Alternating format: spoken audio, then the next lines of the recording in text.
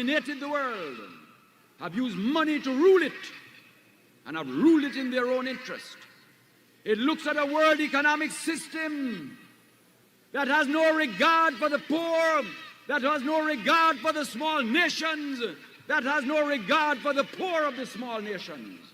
And the policy is a dignified policy, it's not a violent policy, it's not a policy of guns.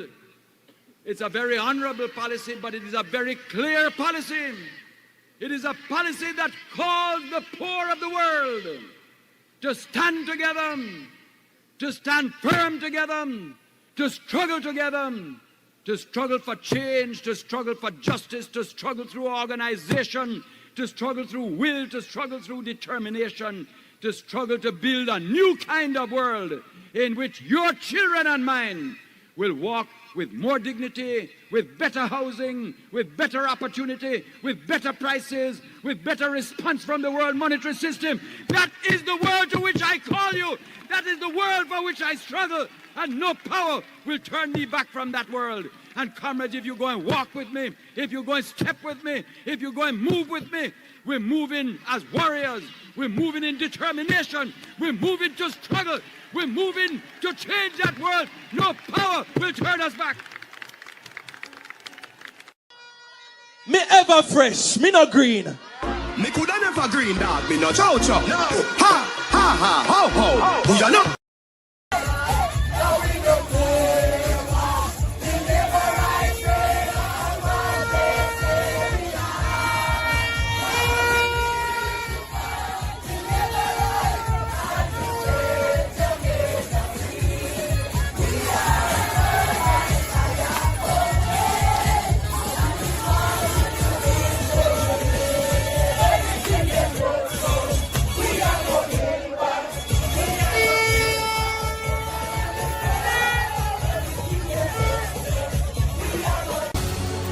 But if change is what we really want to see, ladies and gentlemen, then we must rise up. We must unite. We must advocate. We cannot remain silent. Where are the young men, the young women, the men, the women, the boys, the girls who will put aside political divide and do what is best for Jamaica? Eternal Father, bless our land. Guide us with thy mighty hand. Keep us free from evil powers. Be our light through countless hours. Even our pledge, our national pledge, says before God and all mankind, we cannot see a better Jamaica unless we return to the foot of the cross. Jamaica under God must increase in beauty, fellowship and prosperity, and play our part.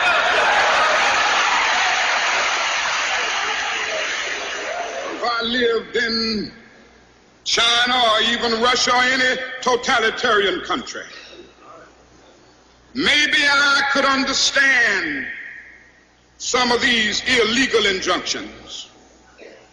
Maybe I could understand the denial of certain basic First Amendment privileges because they haven't committed themselves to that over there. But somewhere I read of the freedom of assembly. Somewhere I read of the freedom of speech. Somewhere I read of the freedom of press.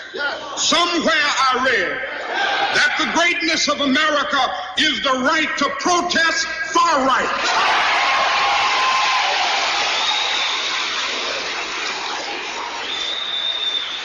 And so just as I say we aren't going to let any dogs or water hoses turn us around, we aren't going to let any injunction turn us around.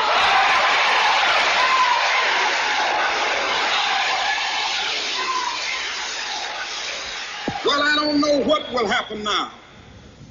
We've got some difficult days ahead. But it really doesn't matter with me now because I've been to the mountaintop. I don't mind. Like anybody, I would like to live a long life. Longevity has its place. But I'm not concerned about that now. I just want to do God's will. And he's allowed me to go up to the mountain. And I've looked over and I've seen the promised land. I may not get there with you, but I want you to know tonight that we as a people will get to the promised land.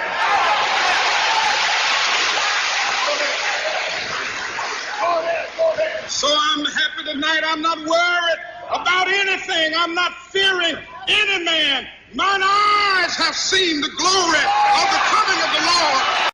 I said I'm happy every day as I travel through this land. I've been mighty blessed by God, and I'm holding to his hand. Yes, mommy, I see you. Yes, the journey is almost over. Shut up. And the battle is nearly won. And I have a feeling. I have a feeling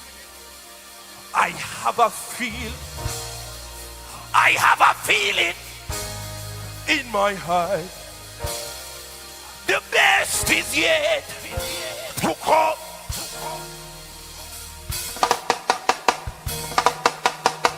Fly Goffin! Over there, sir. Una ready for it? Una get up now, man. Una get up now, man. I feel mad in this place. Let's go. I am happy every day as I travel through this land. I've been mighty blessed by God, and I'm holding to his. Over there, sir. I said the journey's almost over. I know the battle is nearly won. And I have a feeling in my heart, the best is yet. Come on, sir. I said the best is yet to come. When I walk through heaven's gates, yeah, I said the first time I'll see Jesus. I can hardly wait. And he showed me to a mansion and said, child, this is your home. And I have a feeling in my heart. You know this one? Listen, shut. Oh, you know.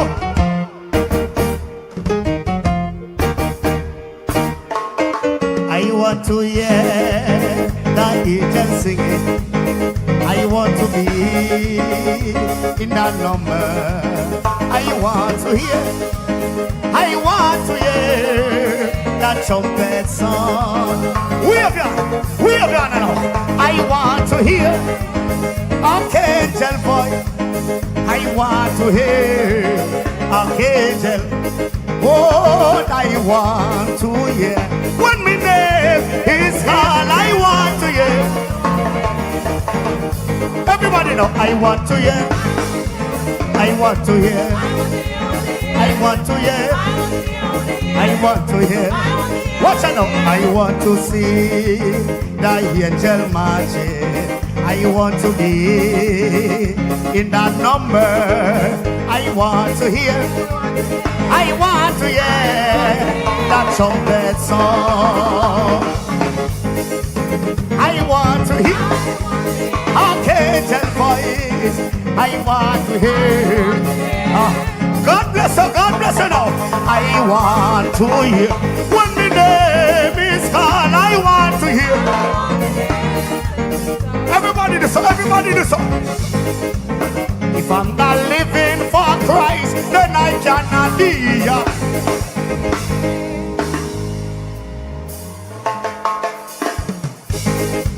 Get something and wave it. Get something and wave it. Get something and. If I'm not living for Christ, then I cannot be happy.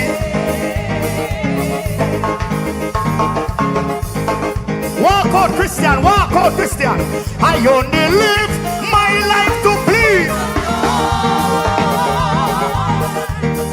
Send me rocking for the road and the star on my phone. I only live my life to please. Live up my life. Come on, man, we have done, man. Everybody so. Live up my life. Live for Jesus.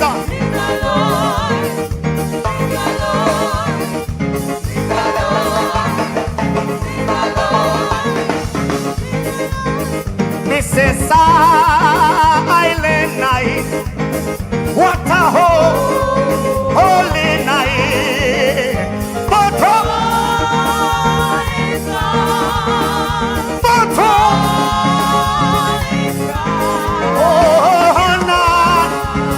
your virgin mother and child. Holy, so tender. Talk to me now.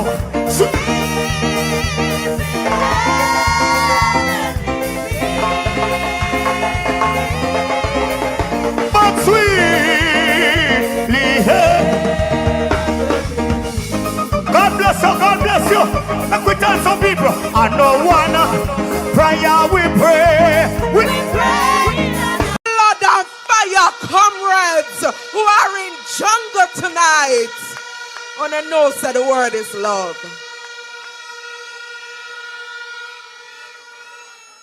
Comrades, me come with a speech, but it's a different speech me have to give tonight. But before I go into that, we have been saying all night that young people know say time come. And I want to bring up a young man who has looked for himself, him read for himself, him search for himself, and when him done, him realize that the only choice he could choose is the People's National Party. And I want to welcome Comrade Perry.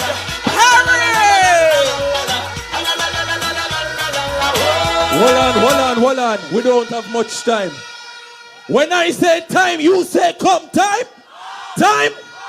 Senator Murray, somebody asked me, Perry, why aren't you a Labourite? Me ever fresh, me no green. Me coulda never green dog, me no chow-chow. No. Ha, ho. Who ya know? Underpants, Paolo. With the gal in the middle. Hold on, cut in, man. Hold on. Me coulda never green. Hold on, no DJ, man. Hold on. I don't have much time. The next Prime Minister, let me shake your hand, so big up yourself, Mark Golin, Jensek, and brother, Dayton Campbell, doctor. Listen, in 1938, the People's National Party was formed out of the vision to help the poor people. It was born out of restlessness of the people seeking for better. And I believe that the People's National Party continues to be the answer for the people. Can I hear an amen? Hold on. In 1995, under the auspices of P.J. Patterson, the most honorable, there was a revitalization and an extension of the new National Youth Service Program, which gave young people the opportunity to earn Commanderman Church. It gave people the opportunity to better themselves. I don't have much time, but hear what? I hear the other people them say, you must choose Jamaica, but you can't choose Jamaica without choosing the people. God bless you. Me coulda never green dog, me no chow-chow. No. Ha, ho. Me coulda never green dog, me no chow-chow. Move your blood, comrades. Comrades, I want to let you know that young man is the former guild president at the University of the West Indies. That is the kind of young people that we attract in the People's National Party. A corrupt government cannot liberate the people. If the head of the stream is corrupt, the entire river will be also. I do not support corruption. Corruption takes money away from children's education. It deprives hospitals of basic necessities. It means that roads are not fixed. Corruption deepens inequality. It siphons off taxpayers' money to make a few cronies richer with the political connections instead of benefiting the people. This government has been doing everything it can to weaken and undermine the Integrity Commission, which is an institution that I designed as Minister of Justice and brought the legislation to Parliament to fight corruption in this country. I have said it before and I will tell you again.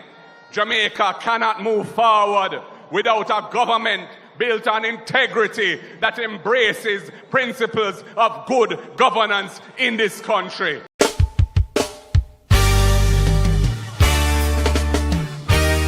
Lightning and thunder for the JLP. Oh. Corruption in the nation. What a sticky situation. Always see a degradation.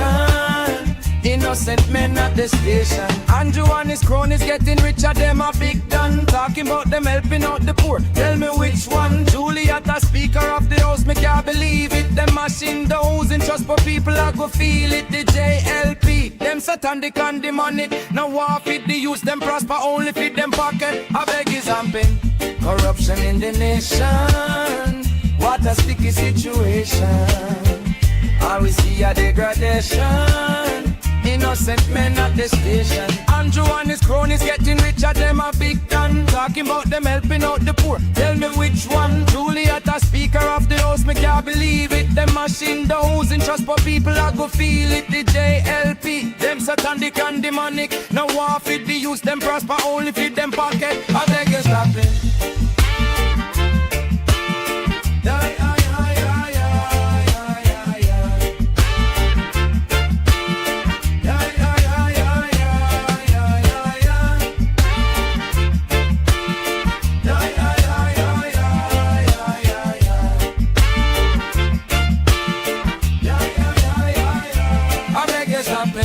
Corruption in the nation. What a sticky situation. Always see a degradation. Innocent men at the station. Andrew and his cronies getting richer them. The perspective with Perry Cummings Jr. Big up yourself. The best is yet to come.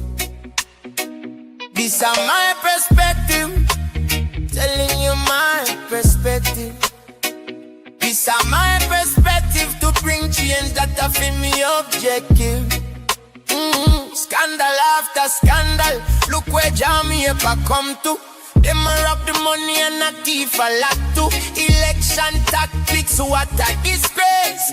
Them cut off ribbon and the place. Now see if it's a prime minister. Are you me a address? Police a kill off the youth if you check. Talking about the way country are the best. But though this is my perspective, telling you my perspective. This is my perspective to bring change that I feel. Greetings, greetings, greetings, and blessings to you one and all. My God, if it had not been for the Lord on my side, then where would I be? Where would I be? It is the 15th of August. It's the 15th of August 2026, and we are grateful, ladies and gentlemen, for what the Lord has been doing. Let's let me push this up here. We are grateful, ladies and gentlemen, for what the Lord has been doing, and we are thankful that we are gathered one more time to have some very important conversations regarding matters of our nation. As you join, ladies and gentlemen, remember to touch up that like button if you're watching and you're not yet a subscriber. Subscribe. I was on the road today and this song was playing on the radio, and I felt like sharing it with you. You all should know it. A beautiful song. As the deer panteth for the water, so my soul longeth after thee. You alone are my heart's desire, and I long to worship thee. You alone are my strength, my shield. To you alone does my spirit yield. You alone are my heart desire, and I long to worship you.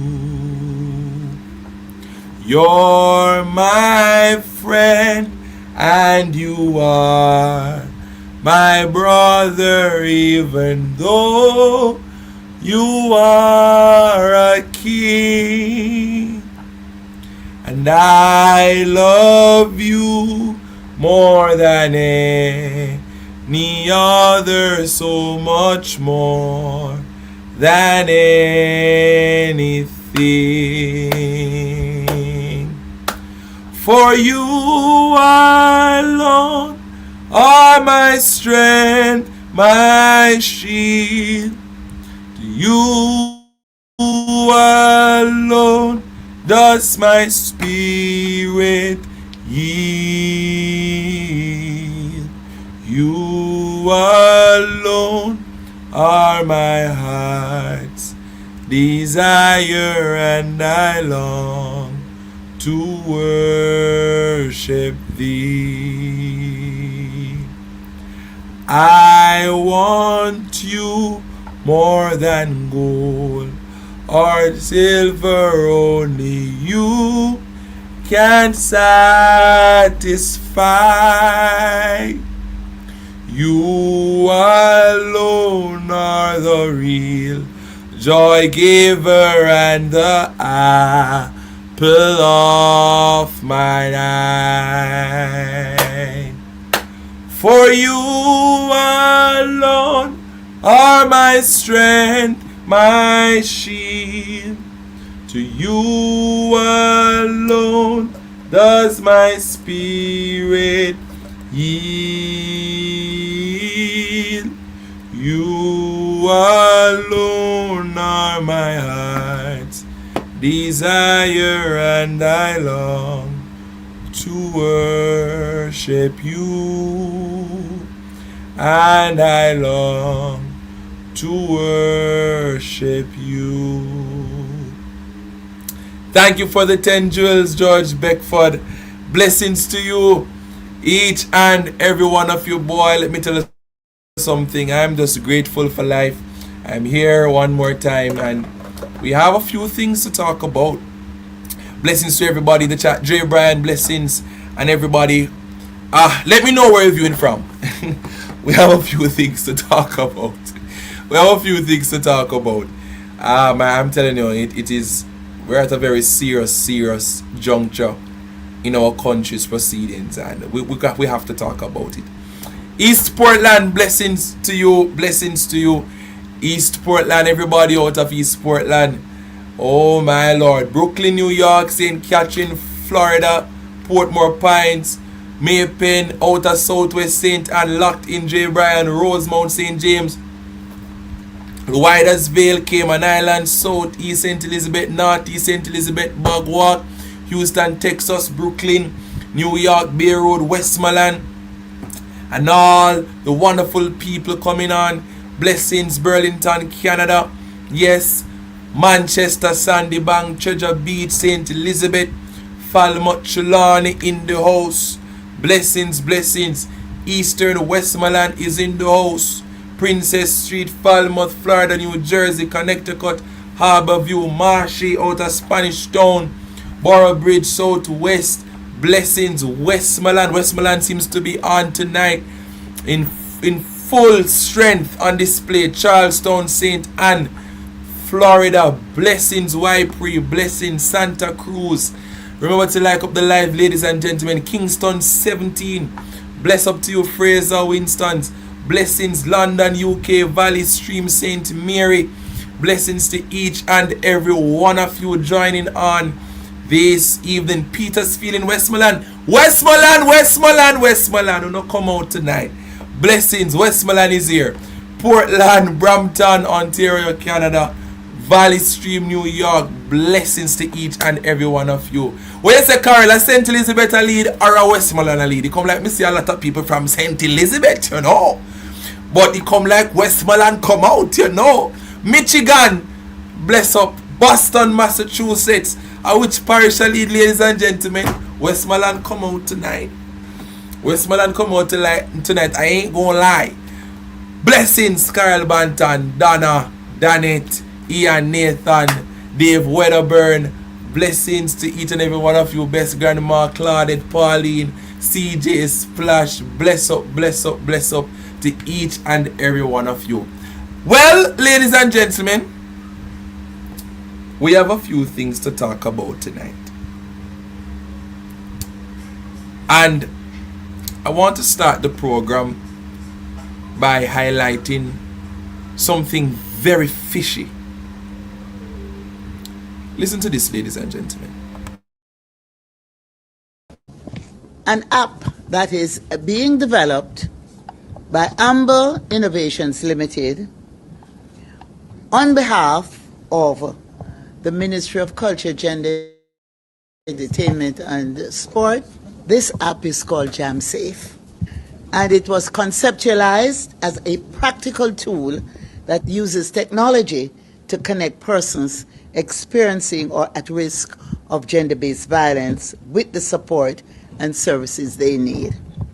And that app is at the value of 80 million Jamaican dollars. But we have been able to convince Amber, not only because I think I'm a convincing negotiator, but because of their corporate conscience and the commitment that they've made to Jamaica, that we've been able to have Amber agree to developing this app, and it does not cost the government of Jamaica or this ministry $1. What we are achieving through you, Minister, through your vision and what you want to do for our women in Jamaica. Imagine, now I want to be very clear. When we say it's an app, it's not just an app where you have a little app on your phone and you click a panic button and magically things happen. It's a massive system. It's an interconnected system that connects multiple agencies with each other. There is a mobile app for the women in Jamaica. If you are feeling unsafe on the road, if you are at home alone and you have a break-in, if you have, if you live alone and you feel threatened in some way, or there is domestic violence, this app serves every woman who needs help from the government.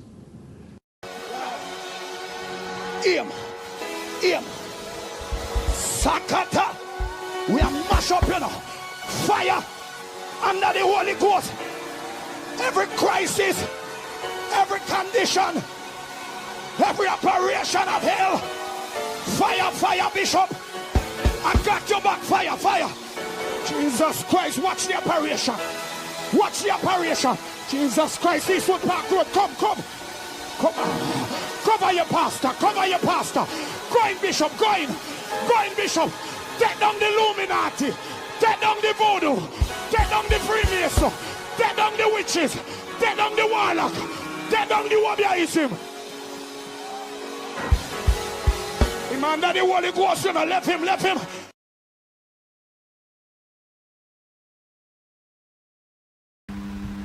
Ladies and gentlemen,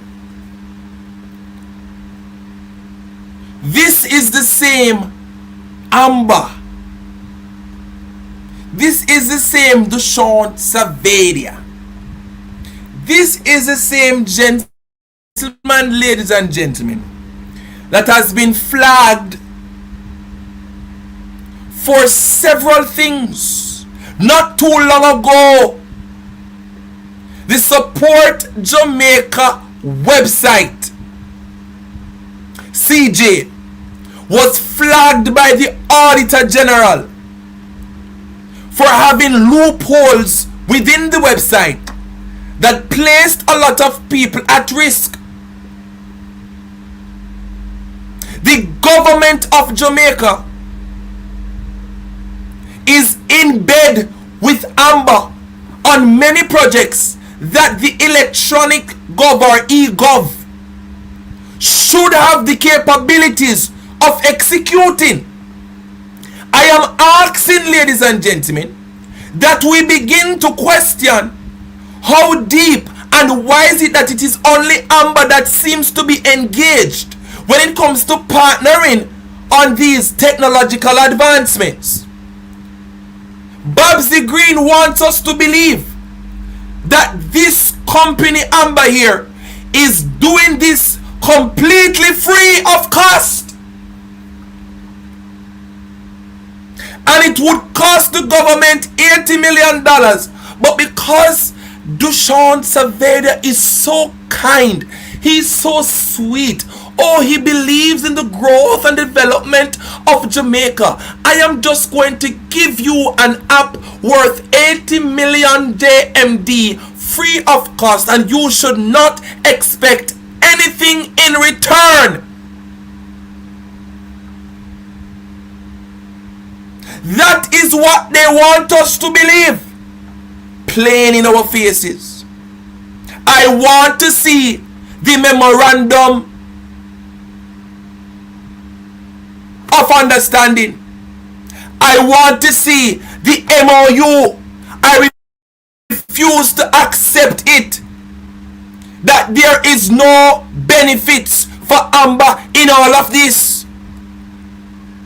Will the app at any point in time be generating any funds in any way? Wouldn't it take money to maintain this app? Am I to believe that Amber is just paying out, spending money, resources, intelligence and everything to develop this app for the government, and they don't stand to benefit in any way? I am demanding to see the memorandum of understanding between the government of Jamaica and Amber Group regarding the Support Jamaica website, this new app that they are launching, and every other project that Amber Group has made or has set out to establish on behalf of the government of Jamaica. There is no such thing as a free lunch. Not even salvation is free. They preach it that salvation is free. To serve God, it has to cost you something. To serve Jesus Christ, it has to cost you. You have to give up the things of this world. You have to turn your life around. You have to repent. Not even salvation is free. So why is it that the government of Jamaica wants us to believe that there is nothing here to benefit from on Amber's side? So I wonder, Donna Thompson, what exactly it is that has been promised to Amber.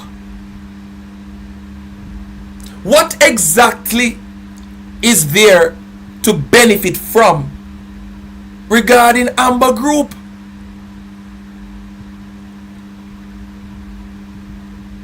And I want to start the program like this, ladies and gentlemen, because when you look at it, cronyism is at its highest in Jamaica today. We have been recognizing a lot of privatization of lands in this nation. And I see some people in the comments hinting at some things, because while doing the research, I was saying to myself, I wonder why this Andrew Holness administration seems to be very, very interested in lands. We're gonna get to that, ladies and gentlemen. I wonder, I'm just wondering. I'm free to wonder. I'm free to ask questions. I cannot be sued for asking questions. And the reason why I have to be asking questions is because the government refuses to make the memorandum of understanding, the agreements, public. Just like the TCN agreement, we don't know what the government has signed to.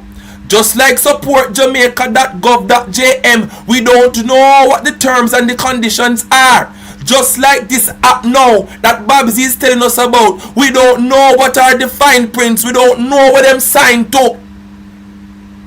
That's the reason why I have to ask questions now. Mr.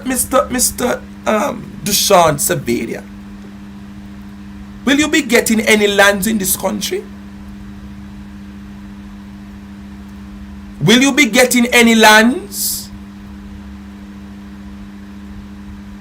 Courtesy of the Andrew Holness administration. It's not like you have an excellent track record. You've been under scrutiny for many things, and I'm not trying to tarnish any reputation that you may have, but this is all facts.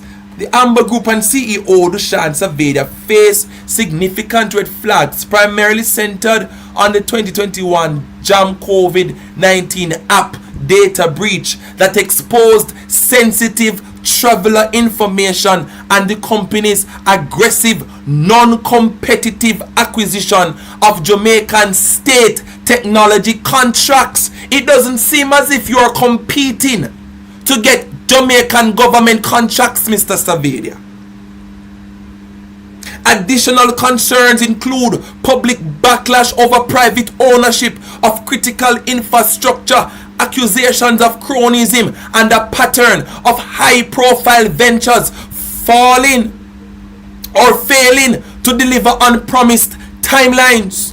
Further investigation suggests potential operational vulnerabilities and contentious relationships with local corporate partners. It is not like your reputation is something to write home about. So on what basis are you getting all of these government contracts? There doesn't seem to be any competition for you to get them. So what was promised to you? What type of agreement? Huh? But you know, Mr. Andrew Holness, and we're gonna come to this later. I want to remind somebody of the Prime Minister that we have. It's very important. The Prime Minister of Jamaica, Mr. Andrew Holness, is responsible for a number of things related to our government. And I always asked myself the question, why the Prime Minister put so much things in an OPM? Why? The Prime Minister strategically moved a number of things, different arms of the government, right into the office of the Prime Minister. I want persons to be reminded that housing falls directly under Prime Minister Andrew Holness's portfolio as part of the Ministry of Economic Growth and Infrastructure Development. And the key housing initiatives under his leadership, ladies and gentlemen, is that one, he oversees the NHT. We know what has been happening to the National Housing Trust. The raiding of the NHT, it is unprecedented. There is a reason why the Prime Minister, ladies and gentlemen, is in control of all of these things. And this is very important for us to understand, as everybody, and I must commend my fellow colleagues in this space for their investigative journalism. I take joy in listening to my colleagues as they dive deeper and others do the research to understand who or what is at the heart of this entire land grabbing debacle. And I found some things, ladies and gentlemen, because again, last night we spoke about the history of the Jamaica Labour Party. The Jamaica Labour Party, ladies and gentlemen, at its core would facilitate this type of operation. It is about power and control calligraphy. Listen to this. We're going to take in some calls very soon after the first break though. But I just want to remind you, ladies and gentlemen, what is really taking place in this country. There's shock and anger among many Jamaicans this evening after more than 20 homes were demolished in Coopers, Trelawney on Tuesday morning. Residents say they were given no proper warning and watched in horror as bulldozers reduced their homes to rubble. Now questions are being raised about who ordered the demolitions and what, if anything, will be done for the displaced families. Sandy Williams explains. For some residents of Cooper's Pen in Trelawney, Tuesday morning started like any other, until the bulldozers arrived. Then, with little warning, homes were turned into piles of concrete, wood and personal belongings. More than 20 structures were demolished. I just came here about half an hour ago, and we did hear say some whatever, anything, whatever them plan was. We didn't even care about them plan. So I'm saying, if we come here and we just come and see them demolish the house, how come them just do it without a consent of giving people, say, yo, watch ya. You know, say, you don't have to get a notice for 1 month or 2 weeks, as squatters, you don't live on the land or whatever. Whatever news them are run with, say we are what? They should notify us. Rojake says his 3-bedroom house was home to his family and represented an investment of about $1.5 million. Now, he has no home, no bed to sleep in, and no idea where his family will spend the night. And he takes particular issue with being labeled a squatter. As a citizen, I'm a national, I'm a native. Me no run away for nowhere come here. A Jamaica me born and grow. Me are no squatters, me can't be squatters in a Jamaica. No boy can't tell me say me are squatters in my country. Me born and grow here. For another resident, the demolition was just as traumatic and made worse by what happened to her belongings. She says police officers came first, asked how many people were in the house, then left. Soon after, she heard the bulldozers. One man says, them can't tell the tractor off he doing work. You understand? And all the things them, including all the baby crib and something I draw with. This a different yard, you know. That time they already break on me. So that is what really, really, really grieves me, is the fact that my things them break up after they mash up the house. My house not get put down here, but them put one peg and any part of the peg the demolition order put feet. And the peg they near to my house. Right in front of my house. One peg there. The demolitions have also put the spotlight on the long-running dispute over the land. Trelawney Northern Member of Parliament Tova Hamilton says she's trying to determine who initiated the action. She stresses that the matter was not government-led. All I can say is this is devastating.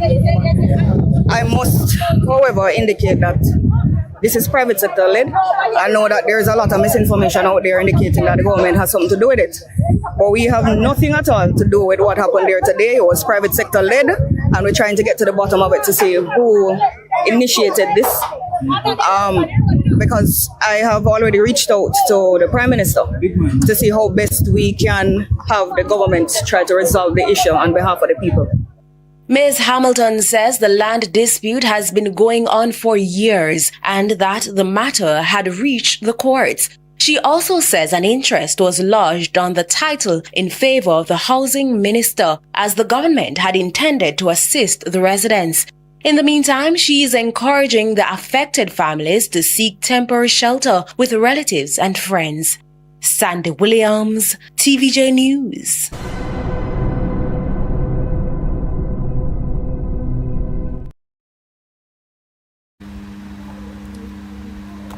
Ladies and gentlemen, I want to thank Mr. Isaac Buchanan for raising the issue of human rights being violated. I'm seeing in the comment that Paul Patmore had something different to say, Greek Jamaica. I can reach out to him and hear his position, of course. And if he's willing to come and do an interview, why not? Why not? 20 Cooper's Pen men taking legal action against the state. The men in Trelawney Cooper's Pen will be taking legal action against the state. I am happy about this, ladies and gentlemen, because in the midst of who for the pan land and who not for the pan land and who them say a squatter and who in an illegal settlement, the Prime Minister of Jamaica failed to even acknowledge that fundamental human rights were violated in the process.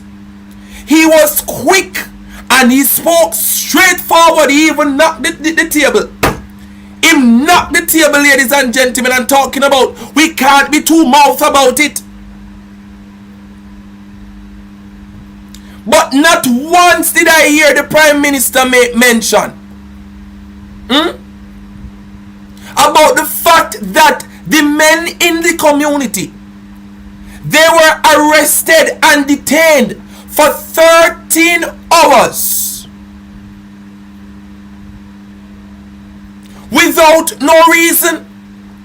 None of the JLP bloggers, no Abcad, no Marlon, not even the mayor, the MP.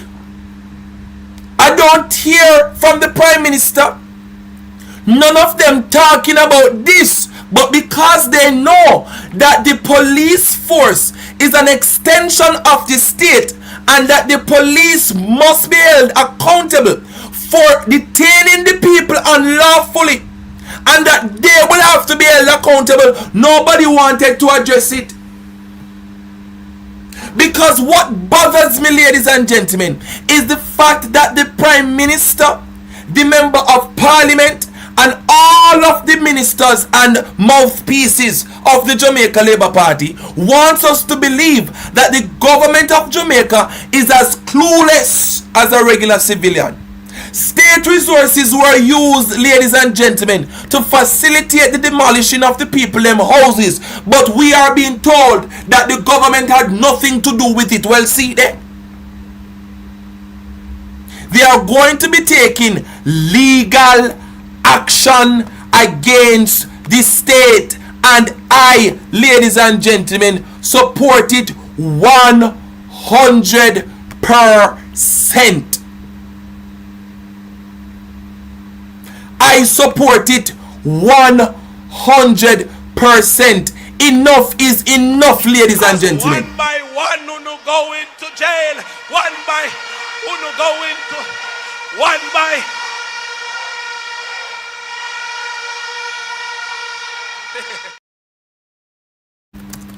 It cannot be, ladies and gentlemen,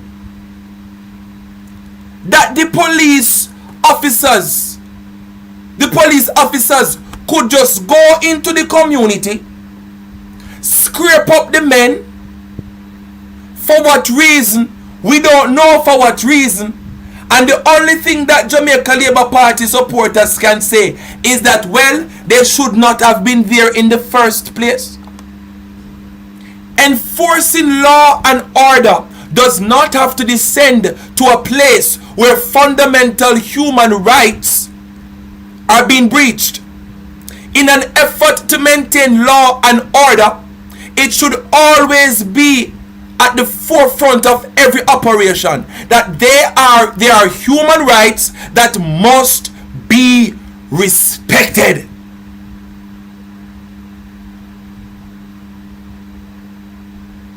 So I want to say this to all of you JLP bloggers who are out there,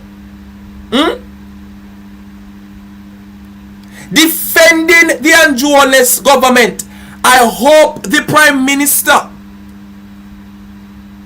is ready to defend their stance, because it doesn't matter how you look at it, they must be held responsible for the JCF, the police officers that held on to the men and violated their human rights. It doesn't matter how no one look upon it, ladies and gentlemen. Somebody will have to give an account for what took place in Cooper's Pen regarding the men that were arrested and unlawfully detained. Come hell or high water. Welcome back to Primetime News. Special welcome to folks on TVJ International in the Cayman Islands and those of you watching online at onespotmedia.com. First up this evening, Prime Minister Dr. Andrew Holness has described the demolition of homes in Cooper's Pen in Trelawney as a disaster. Dr. Holness, who spoke for the first time on the issue today, said he will not say too much until he understands the situation fully. But he says the government is carefully assessing Tuesday's mass demolition to see how it can support the residents. Details in this report. Since Tuesday, there has been widespread outrage following a mass demolition of homes in Cooper's Pen, Trelawney. Disturbing images started to flood the media as dozens of families appealed for help at the highest level. On Friday, Prime Minister Dr. Andrew Holness responded. The images that we have seen are disturbing. My heart goes out to the families who have been dislocated. I see a particular image of a newborn and the mother being displaced. These are the tragedies. And it is one thing that history does, is to repeat itself. Right. And I am committed to ensure that our history is not repeated. Which is why he said the government cannot endorse squatting and the illegal occupation of land. I do intend to address the specific matter when I have the full details of the matter. The matter is quite complex and it involves court rulings for which I need to be properly advised on those court rulings before I speak. Right. I do intend to, however, address the matter. As soon as the matter occurred and it was brought to my attention, I had no prior knowledge of it. None of our ministers, certainly not the member of parliament. I got a call very early in the morning, quite surprised. And immediately we mobilized resources from ODPEM and the Ministry of Labour and Social Security to assist, because technically it was a disaster. He said whatever the government does, it has to ensure that it is made clear that squatting is wrong, but also find the balance which shows every Jamaican should have equal access to land and housing. We will have to find ways to support those families who are impacted. But whatever our response is, we have to be careful that we don't set a precedence that is not sustainable.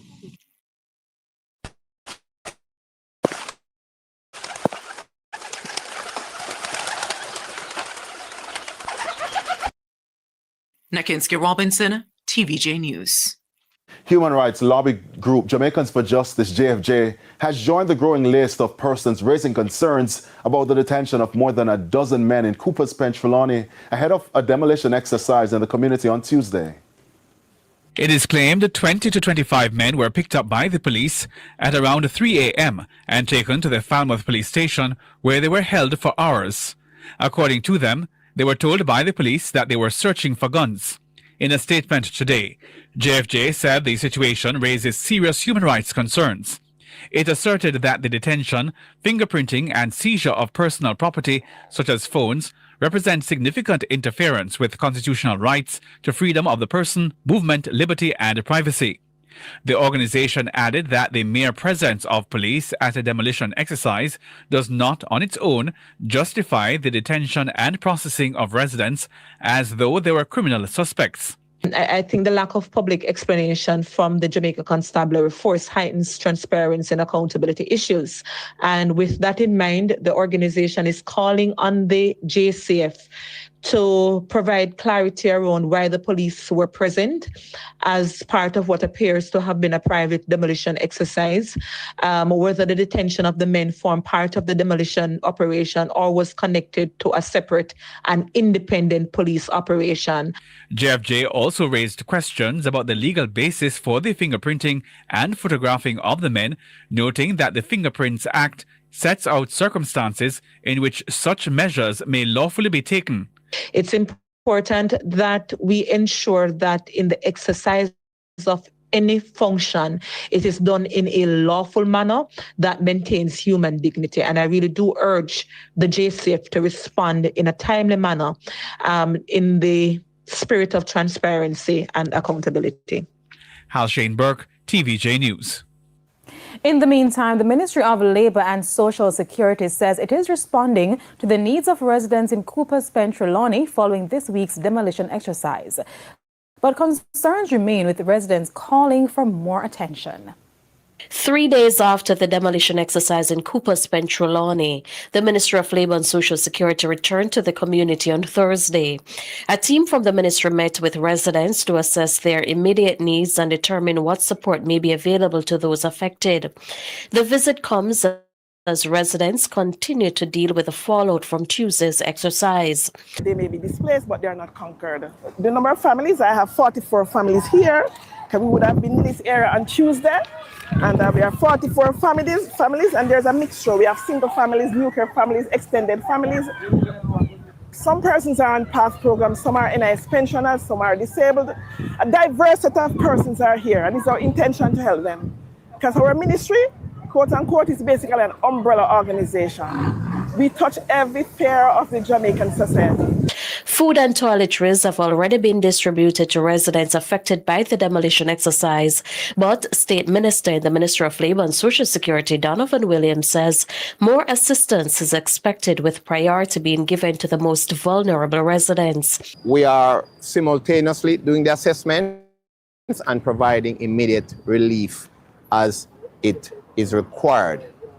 There are some mothers here. We discovered from our preliminary assessments that there are some young mothers here, babies. And so today we targeted those mothers and babies and provided some packages and assistance for them, things that they need for baby, along with water and hydrated supplies to keep them hydrated. Mr. Williams says the wider group of affected residents will now be addressed with a general distribution of supplies set for Friday. He says arrangements are also being made to address the need for proper toilet facilities and access to water in the community. It is a multi-agency effort, and we have been in dialogue with the local government ministry and ODPEM, and that we have, in our assessment, discovered that there is a need. Rightly so. And that is why we have been providing, if you realize, we have provided some waters. We have brought packages of water here today. But in terms of the toiletry, we have done some investigation and assessments, and we are in contact with ODPEM and the Ministry of Local Government, and we will together provide that response. And there is a need, and it is in train. The Independent Commission of Investigations, INDECOM, is probing the fatal shooting of a 17-year-old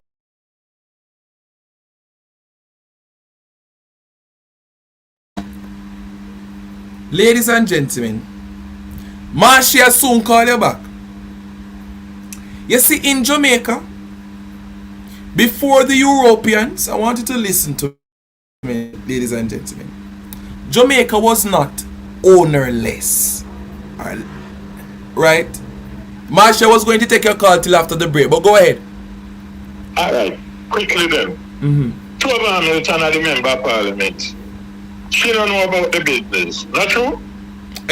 So she attack. Come on, Hamilton. You one of them who didn't go US to figure out coach the lady who signed the paper. Because you're one of the lawyer for people them, for one set of people them who want the land. From Hamilton, I tell you, say you're not part of the lawyer business. Come in, Johnson Smith. You're not part of the lawyer team, too. Eh? I just ask question, you know.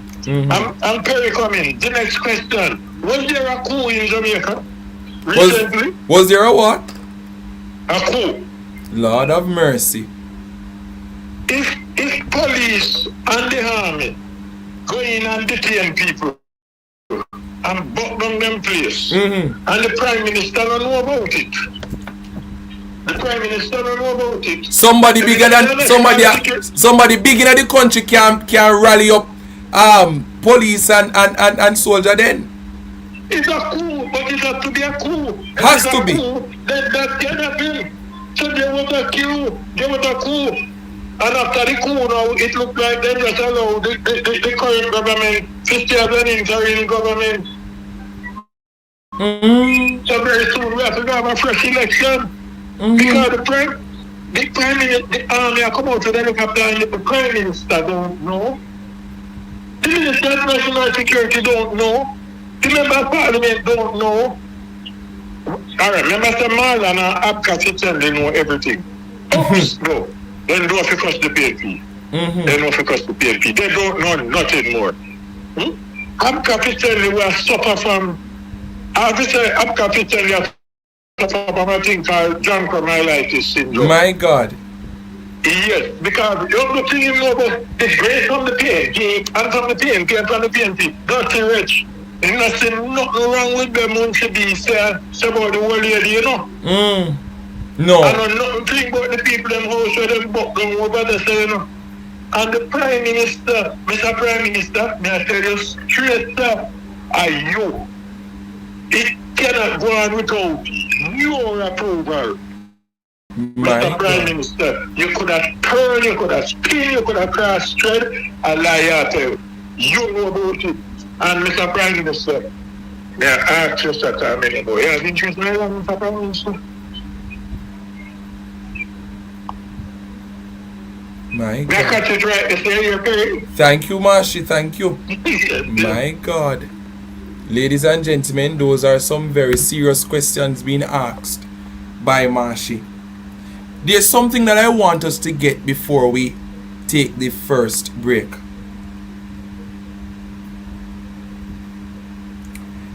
Before Spain arrived, Jamaica was inhabited by indigenous Taino communities. They had their own systems of occupation, use, community, and political authority.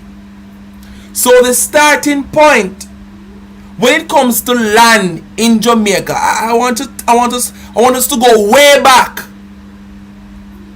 So the starting point should not be that Christopher Columbus or Spain found empty land. That's not the conversation. You foolish labor rights. I want us to be educated tonight because I had to do some reading and put some things together because this conversation is not being had the way I want it to be had, ladies and gentlemen. We have to go back from the very beginning as to why is it that we are operating by this system that the Jamaica Labour Party embraces so much.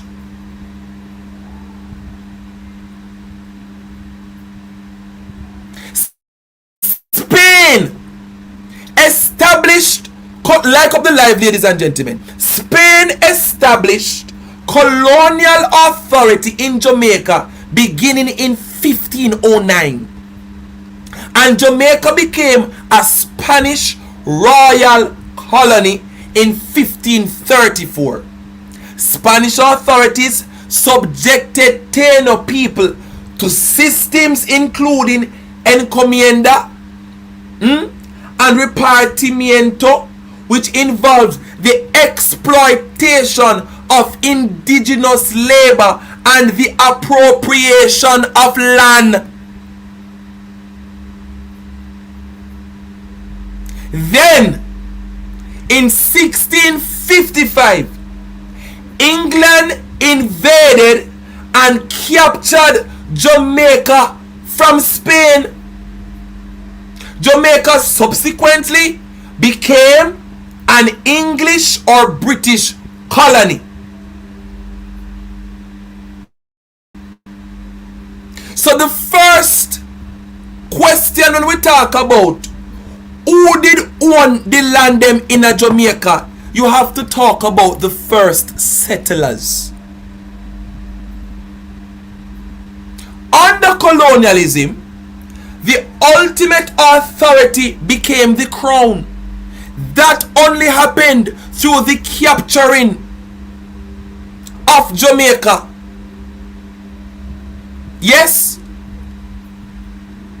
the British crown claimed sovereignty over the territory and developed a system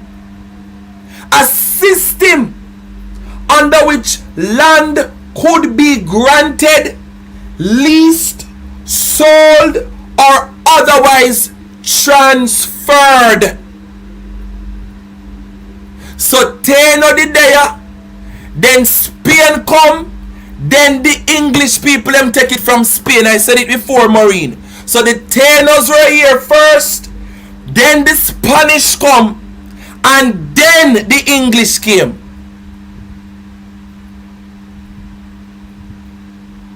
We need to understand these things. It's very important. In the wider British Caribbean, Crown land was treated as a major colonial resource. Historical scholarship describes the situation quite plainly in the royal colonies of the West Indies. Title to land lay in the crown, and acquisition and tenure were governed by crown policy. So the question wasn't originally which Jamaican citizen deserves this land. It was much closer to what land does the crown control, and to whom will the colonial authorities grant or otherwise dispose of it, because we are under a colonial system that the Jamaica Labour Party has embraced and continue to operate by.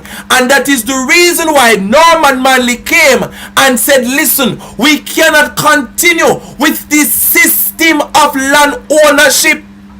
Land for the landless, perpetuated by the People's National Party, went against the colonial system of land ownership that the Jamaica Labour Party continues to embrace and flaunt in our face and defend.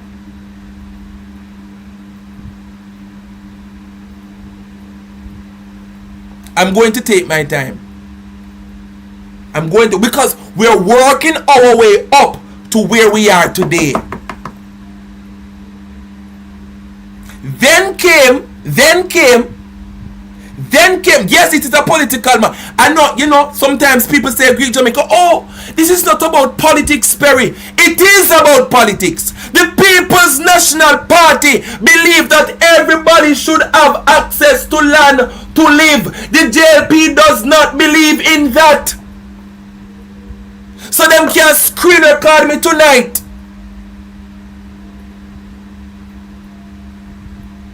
One political organization, ladies and gentlemen, believes that we should stop with this colonial way when it comes to land. That is the People's National Party. That's why they destabilized Michael Manley.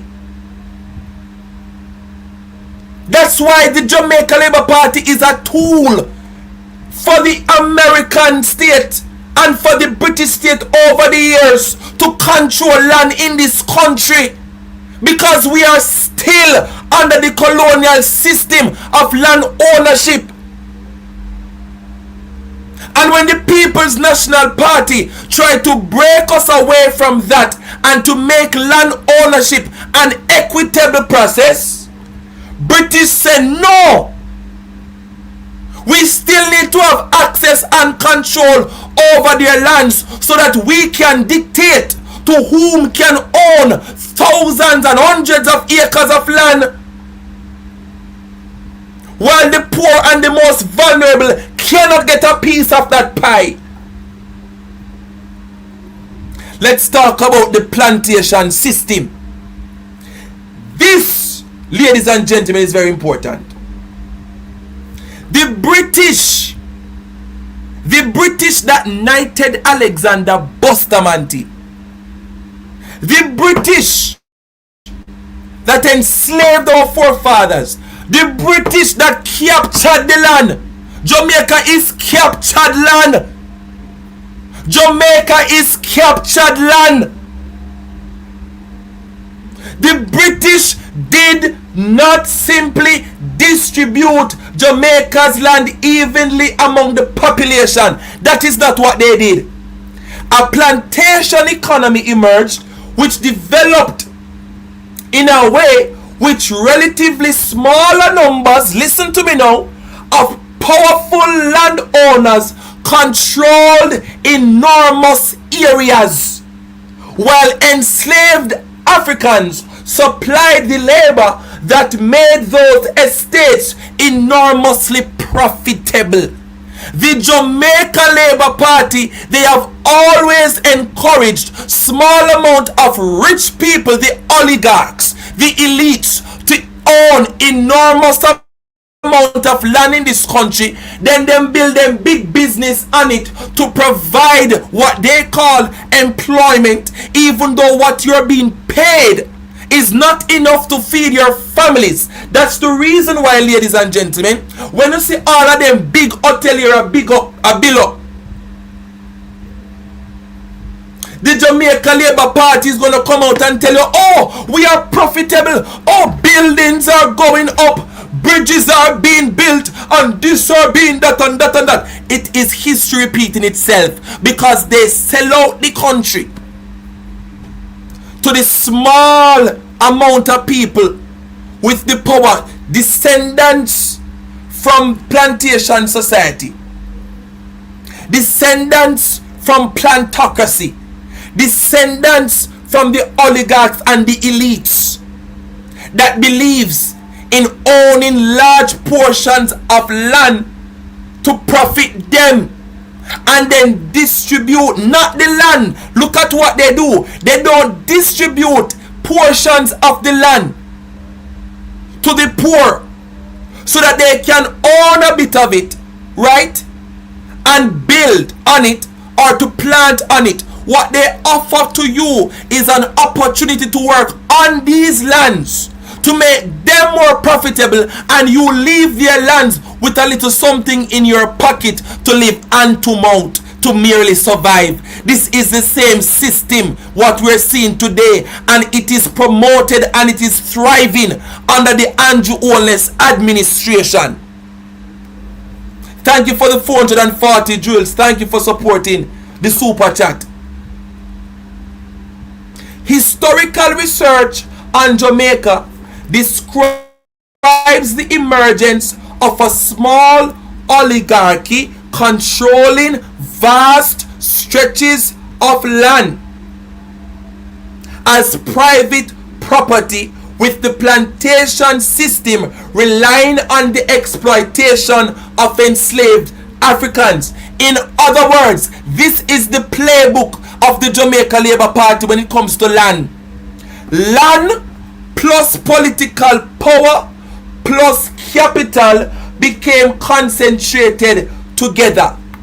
And that is the reason why a lot of the politicians over the Jamaica Labour Party are currently under investigation for illicit enrichment, and mixed up in all of that is the same business about owning land. It is a playbook. Land plus political power equates to control over the poor and the vulnerable in this country. And if the enemy are fire, you can't stand up like stooge. You can't go on like a fool. You have to fire back. Somebody load up and say, pop, pop, pop, pop, pop.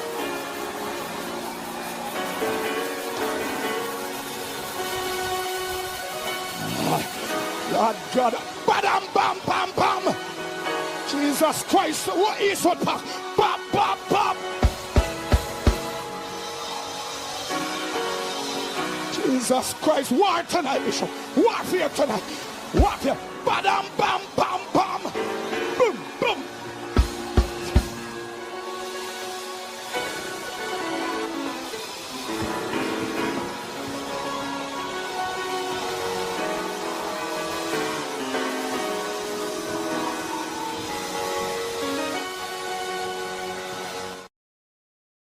But I don't think I'll be able to take a break right now. I have to continue, ladies and gentlemen.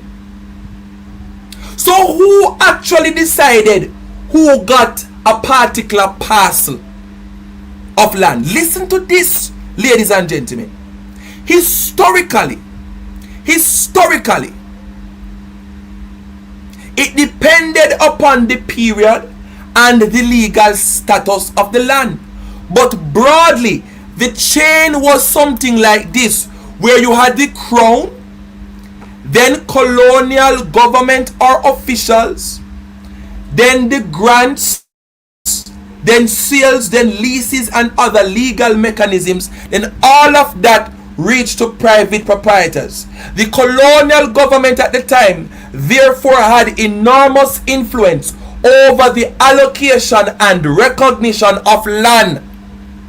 This is why the historical question on the perspective tonight cannot be, and this is why the Jamaica Labour Party supporters, they are not on the right side of the fence, because they refuse to do in-depth research and understand why we are where we are today. It cannot be just, did the people in Cooper's Pen have title? You'd have to ask, how did the title originate? Labor rights can't just simply ask, did the people own the land? Did they have title for the land? It goes deeper than that. It goes deeper than that. How did that title, who implemented the system for which the title could be crafted and further granted?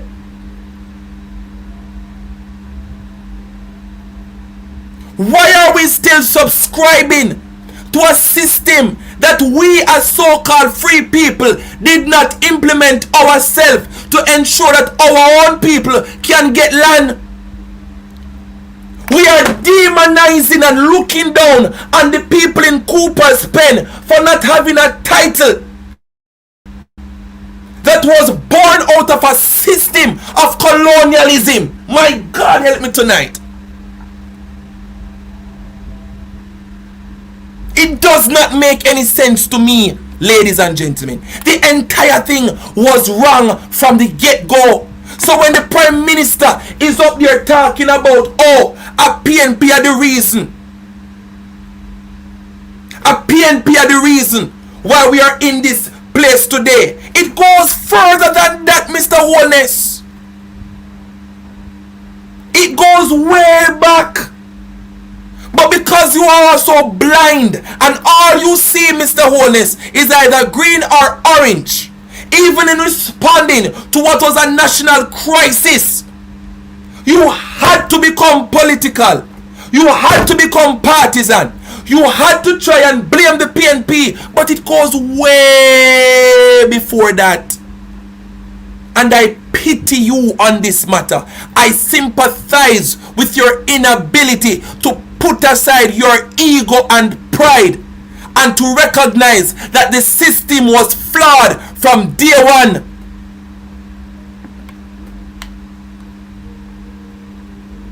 But I will continue. I will continue. Emancipation. We're just coming out of emancipation season. And independence. Emancipation did not mean that formerly enslaved Jamaicans received the land. When slavery was abolished, right, emancipation did not produce a comprehensive redistribution of the plantations to the formerly enslaved population. And this, ladies and gentlemen, created a fundamental economic problem. The people who had been liberated from forced labor generally did not simultaneously become landowners. So freedom from slavery did not automatically translate into freedom plus land plus capital plus economic independence. Instead, many formerly enslaved people had to find ways to obtain housing and livelihoods within a society in which land remained substantially controlled by existing proprietors. And that's the reason why, ladies and gentlemen, a lot of the slaves, after the abolishing of slavery, the plantation owners in some way gifted them lands or pieces of property.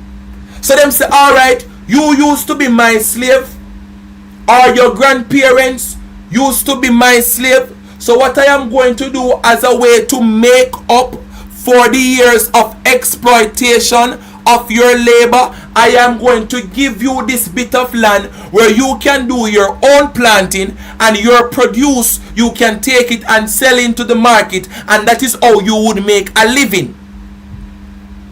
A lot of that, ladies and gentlemen, was never formalized. Remember to like up the live, ladies and gentlemen. That in and of itself happened without a lot of formalities. It was just based on generation after generation. You're born, come see your mother or your grandparents on this land, and it was considered the modus operandi coming from far back as slavery days.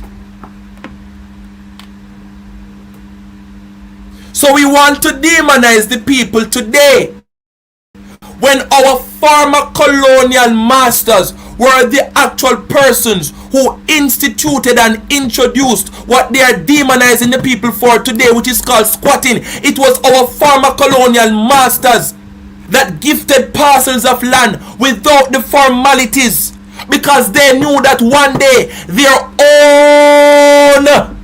their own generation, years to come, could come back and say, well, even though my great grandfather did give you this land, really and truly you never own it, we just did give you it for a time, ladies and gentlemen. So the entire thing was a plot, ladies and gentlemen, a generational cycle of slavery that was never abolished. Why didn't they formalize the parcels of land that the former colonial planters gave to the African descendants after the abolition of slavery? They did not do it. They did not do it from them time there. So why are we demonizing people who could not do it today?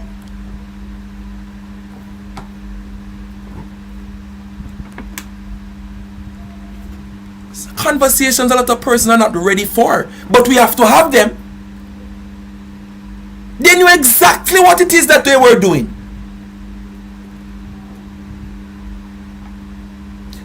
I'm going to continue. I'm going to continue.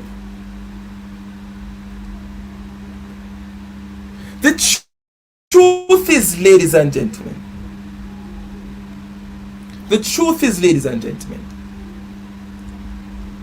Jamaica tried to develop a modern title system. And one of the major pillars is the Registration of Titles Act. Right? The legislation dates back to 1889 and established the Torrens style registration framework that became central to modern Jamaican land ownership. The current Consolidated Act still identifies the original enactment date as October 1, 1889. Today, the National Land Agency administrators, the country's land registration system, together with other land legislation including the Registration of Titles Act, Crown Property Vesting Act, the Land Acquisition Act, the Land Surveyors Act, the Land Valuation Act, and the Registration or Strata Titles Act. All of these things, ladies and gentlemen, A registered title provides the official record of who legally owns a parcel. And the National Land Agency describes registered title as a state guaranteed record of ownership. So today, if somebody should say, ladies and gentlemen, this is my land, the legal system will ask, can you establish your legal interest in that parcel? Not where your ancestors among the people who originally occupied Jamaica. I move them, I change out the system now, you know. They try to change out the system, but the concept is the same. The truth is, ladies and gentlemen, the Jamaica Labour Party,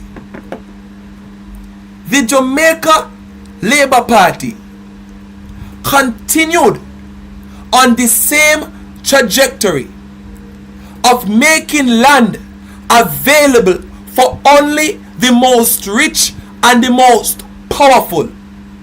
And that is one of the reasons why, ladies and gentlemen, almost all of the Andrew Holness administration is under investigation for illicit enrichment. Because the truth is, ladies and gentlemen, land is up for grabs, but it is up for grab for the person who can pay the highest bid. And once this system remains like this under the Andrew Holness administration, people like Cooper's Pen will always get the bitter end of the stick. Because what Andrew Holness is going around and doing, ladies and gentlemen, is the same thing that the person who mentored him did. The same thing with Bucko Wall. They demolish people's houses because they want greater political control of these areas. Look at what is going to happen in Cooper's Pen. They created the first garrison in Jamaica. But it wasn't just any garrison. It became one of the strongest political strongholds to date. Tivoli Gardens. Because what they did, ladies and gentlemen, was to sift out those who are not saying show up. Look at what is going to happen. Look at what is going to happen. You don't think you see labor rights supporters don't a Cooper's Pen yet? Look at what is going to happen. Yes, it's these container homes that are being distributed. Look at the political garrisons that will be created, because it is all about power and control.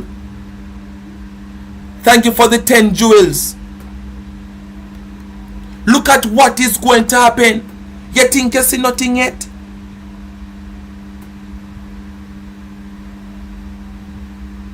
This is the playbook of the Jamaica Labour Party. Meanwhile, Councillor for the Falmouth Division, Garth Wilkinson, says the residents of Cooper's Pen, Trelawney have been fighting to regularize the land since 2006. We went before Justice Lennox Campbell. We appeared before Justice Lennox Campbell. And so what? The judgment went against the citizens. Mr. Wilkinson says following the court ruling, efforts were made to have the residents purchase the property. He says a socio-economic survey conducted with the Ministry of Housing found the settlement was of a high standard, with the residents paying for their utilities rather than illegally accessing electricity and water. What came out of the court, the citizens were offered, before the judgment came, the citizens were offered to purchase the land. Were offered if they wanted to purchase the land. And we were given a figure in the court for around $15 million. Immediately, citizens started putting the money together. Within weeks, they came up with over $3 million. But according to Mr. Wilkinson, the negotiation stalled after the land was subsequently valued at about $50 million. He says the residents repeatedly tried to secure the property, but the terms kept changing. But every time we negotiated, the goalpost moved. So there was no intention of sending the citizens the land. Okay, with all the work that the citizens put in to come up with the money. I can say that quite clearly. And Mr. Wilkinson says another appeal was filed in 2014 but was unsuccessful. He maintains every avenue was explored to either purchase the land or have the settlement regularized under the Housing Act.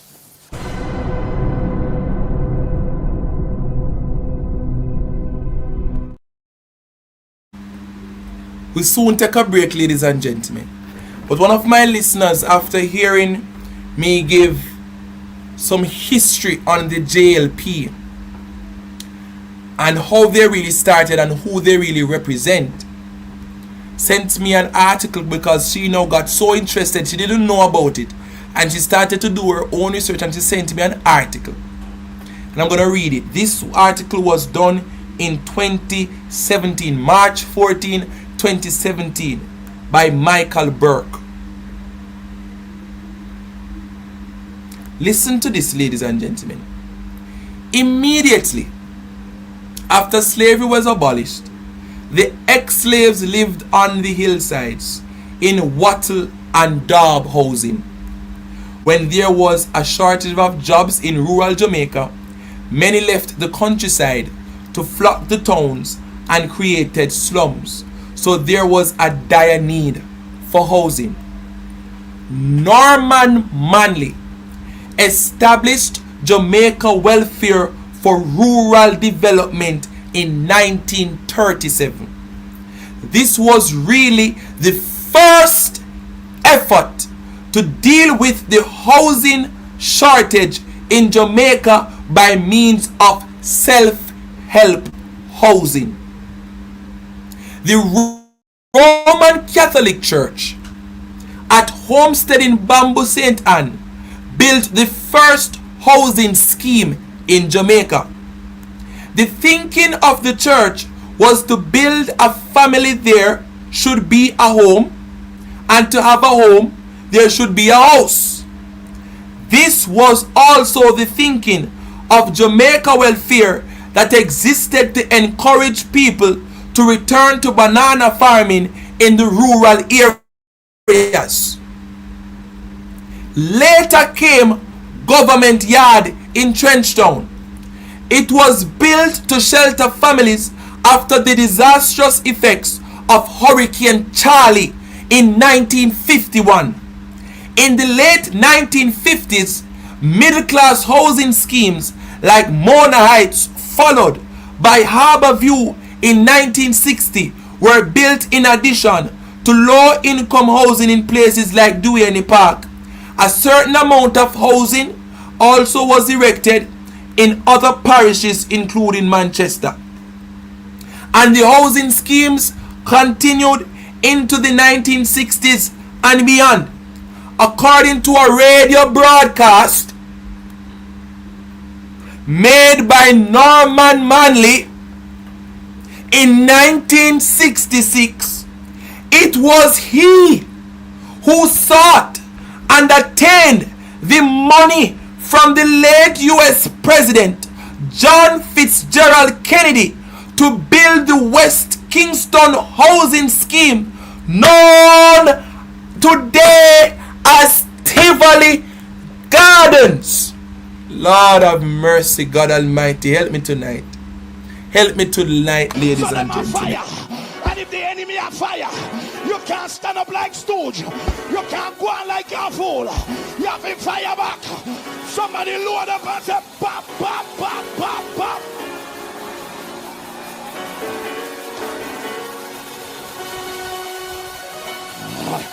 Lord God, badam, bam, bam, bam. Jesus Christ, what is what pop, pop, pop, pop. Jesus Christ, war tonight, Bishop. Warfare tonight. Warfare. Badam, bam, bam, bam. Boom, boom.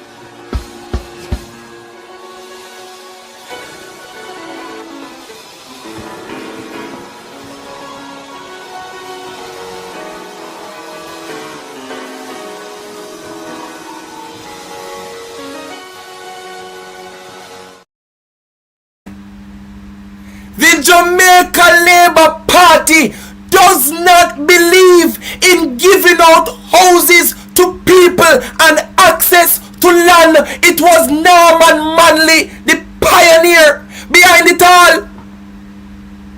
It is the People's National Party, ladies and gentlemen, that believes that it is the right. You don't go and call people squatters and run them off a land and demonize them and ridicule them and put them down and make them feel less than human. It is the people's, the same Tivoli Gardens. It was Norman Manley that acquired the financial resources that built the housing scheme known today as Tivoli Gardens. They don't believe in it. They don't believe in it, Cersei. It is all for the views. It is all for the likes. I follow PNP. They don't believe in it. The Jamaica Labour Party was not built on that premise to give housing to the poor.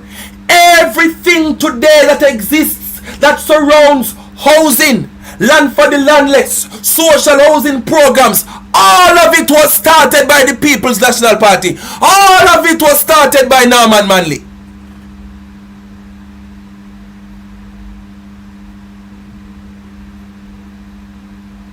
So when I tell you that it is important for us to understand the two political parties and what they represent so that the Cooper's spend debacle can make sense, it is very important for us to go back to the history.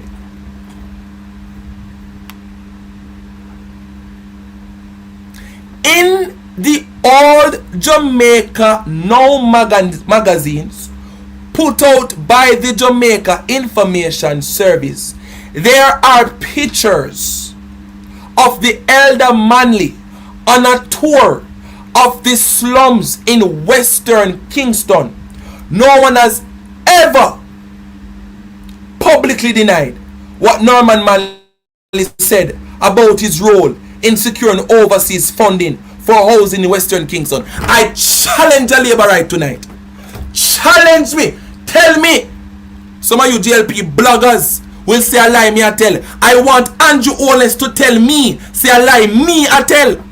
I want Abka Fitz-Henley to tell me that a lie, me I tell. I want Marlon Morgan to tell me, say a lie, me I tell, that the People's National Party is the party, ladies and gentlemen, that believes in providing housing. I want you people to come and rewrite history tonight.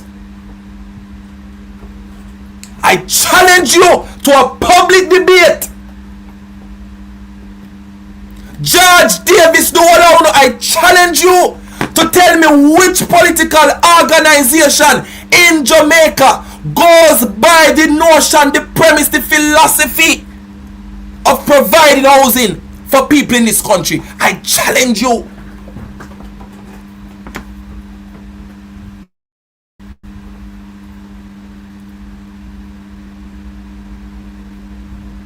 In 1966, and we spoke about Bakawal, were bulldozed by Edward Siaga. Remember, ladies and gentlemen. And people who resisted the police were locked up. That happened then. You know what happened now? They didn't wait until them start bulldoze down the people them house. Them lock up the man them before they started the operation. The only difference this time is that them lock them down before. Them lock them up before. I say I want the young men. Young men, this is one of the cases that you can use to aid in your suing of the state. I hope they are listening to me. I jotted down some notes. I hope I can find it back. As it relates to how you can sue this state. Refer to these cases where a similar situation occurred. Ladies and gentlemen, it is the same thing that they did. They locked up the people. They locked up the people, ladies and gentlemen. Take them to court. Sue the state. The state was involved. I want it to be on record that Perry Cummings Jr. is standing 10 toes down that the state was involved in all of this, and that is the reason why the men were detained unlawfully. Gentlemen, please move in that direction of suing, taking legal action against the state. You must do it. The state was involved. Thank you for the $10, Jamaica Love. Thank you for supporting the super chat.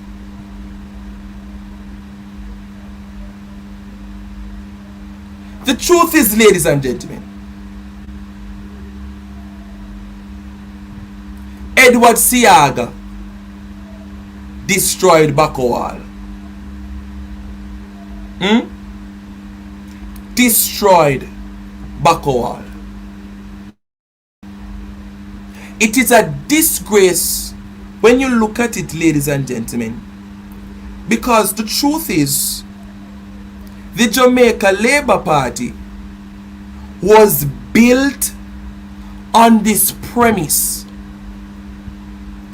of taking from the poor to benefit the rich. And that is the truth. And oftentimes, ladies and gentlemen, when we have these conversations, people are going to jump up and say, two of them are the same thing. I've reached a place in my political commentaries, ladies and gentlemen. Yes, Greek Jamaica, think about it.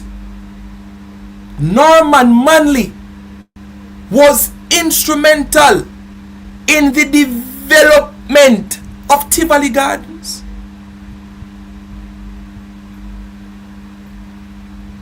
I have reached a place, 500 likes, ladies and gentlemen. Let us get 500 likes tonight.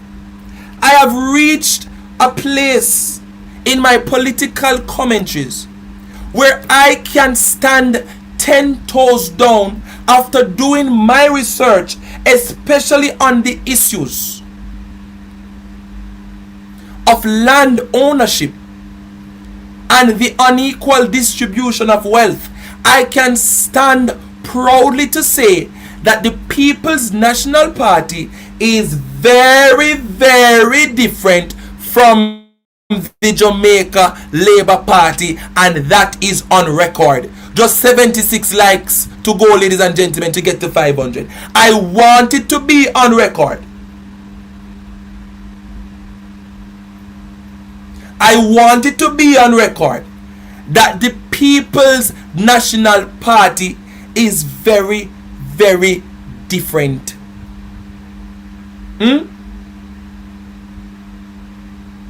I believe, ladies and gentlemen,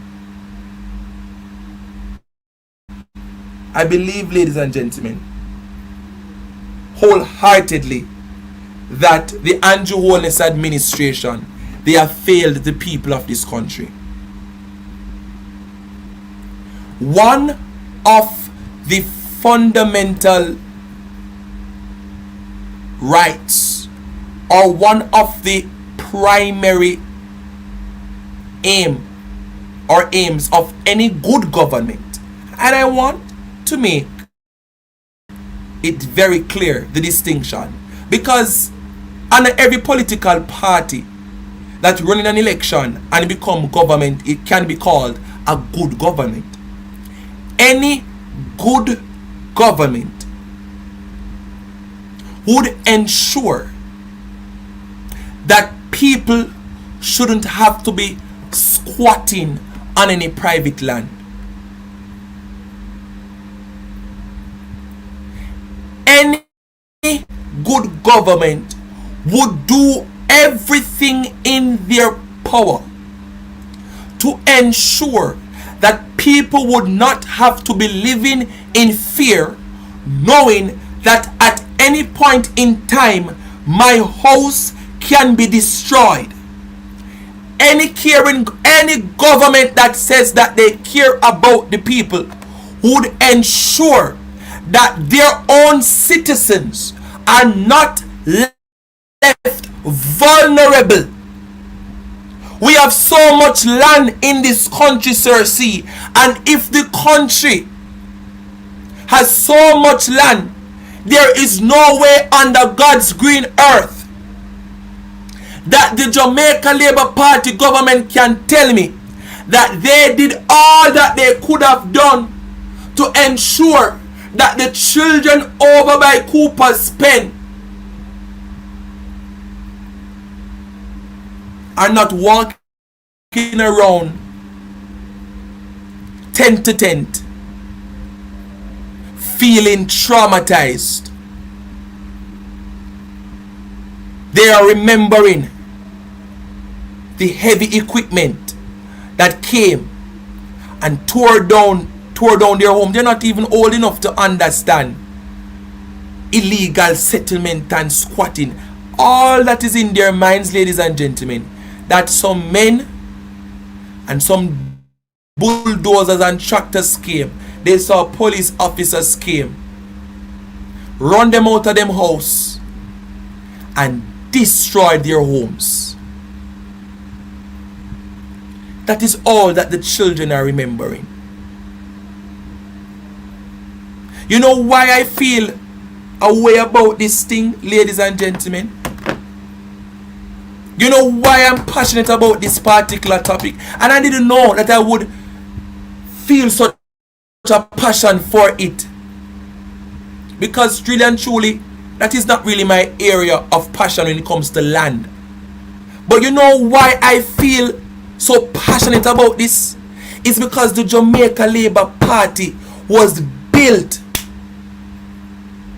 on this very premise of reserving land for the elites and the oligarchs. That is what ticks me off, because the Jamaica Labour Party today is going to go around and act as if they care and somehow they are touched by what is happening.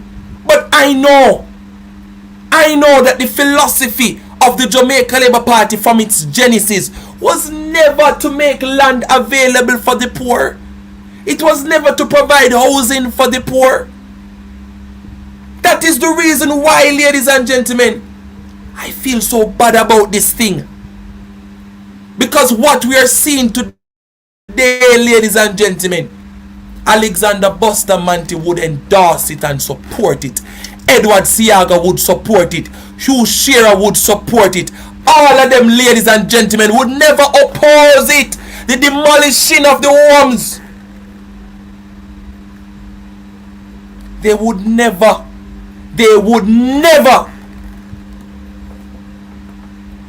All of them would support it. They would never speak out against it. And that's the reason why Andrew Holness did not condemn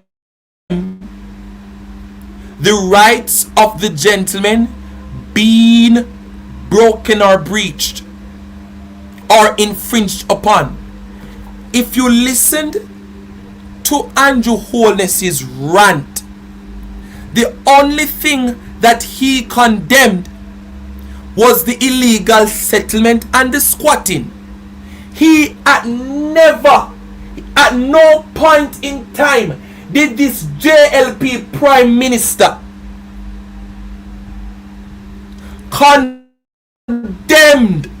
nor showed not even a concern about the rights of the men that were infringed upon. He didn't show any concern about the assets and the furnitures, the valuables that were destroyed in the process. The only thing that the Prime Minister wanted to bring across to you is that he does not support squatting and illegal settlement. Why? Because the Jamaica Labour Party supports the demolishing of homes.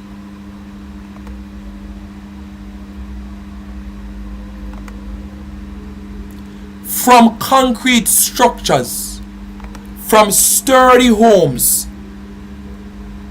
Yes,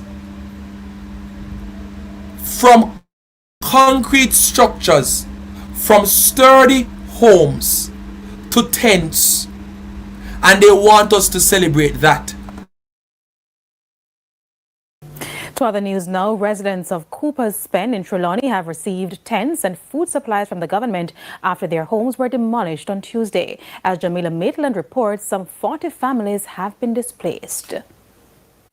Blue tents hold the weight of the stresses of residents of Cooper's Pen in Trelawney Wednesday morning. The Chinese writing on it reads Emergency Disaster Relief. The relief, though, is not from any natural disaster, but a massive demolition exercise Tuesday morning. The tents were issued by the Office of Disaster Preparedness and Emergency Management, ODPEM.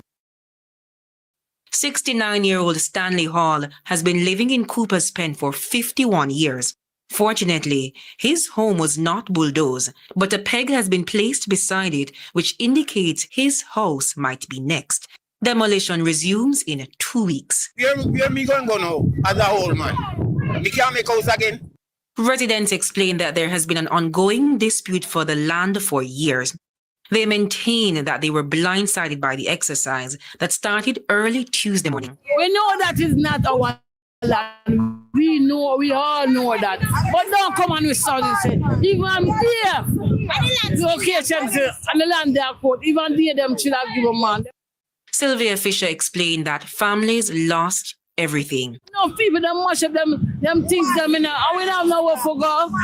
Wherever go. The children them back to school, whatever gonna live. Back to school, where the children them gonna live for go to school. We need the government and we need help. On the growing list for assistance is Melita Ferguson. She shares a tent with her kids and other families. Last night, however, it seems that there was an additional family inside. The heat. Well, I mean, hot is really hot. And we're not comfortable here. Member of Parliament for North Trelawney, Tova Hamilton, has said the government had no role in the demolition exercise. But Chairman for the North Trelawney constituency, Dennis Meadows, says the government is complicit. What they did, they came in the morning, they unlawfully pick up young men, and the guys that you're carrying them to process them. So what you do, you remove the men who are often boisterous, leave the ladies on their own, and then you come and lick down the place. You release them in the evening. That is suspect. And that must be investigated. Mr. Meadows worries that the tents, though temporary, hold something permanent. And that's displacement. The residents want to be relocated. We are not leaving until we get the voice of the Prime Minister. We want to hear the voice of the Prime Minister. We want to hear what he has to say about this. We want relocation. We can't live like this. We're not dog, we're not drunker, we're not animal, we are human beings. In a statement from the Office of the Prime Minister, it said the initial report indicates that about 40 families were affected, children and elderly including. It said social workers were there up to midnight providing food supplies, bottled water, toiletries, tents, and lighting equipment. No light, no can't plug in nothing. So how now plan to cope? How now cope on this? I don't know. Just have to live with it and just go and do what we have to do. Yeah, man. Can't better no day. The Ministry of Labour says it will return on Friday, August 14 to provide additional support. The OPM says the Poor Relief Department, along with the Social Development Commission, will do further assessments. Additionally, it said dropping shelters will be available to meet the demands of the residents. As to what should happen in the long term. NHT owns lands across the road, Outer Many, etc. Right? Further down the road, NHT owns property. If location can be made, we can put what you call site and service, put the infrastructure in, light water road, give them somewhere where they can at least call home. Jamila Maitland, TVJ News.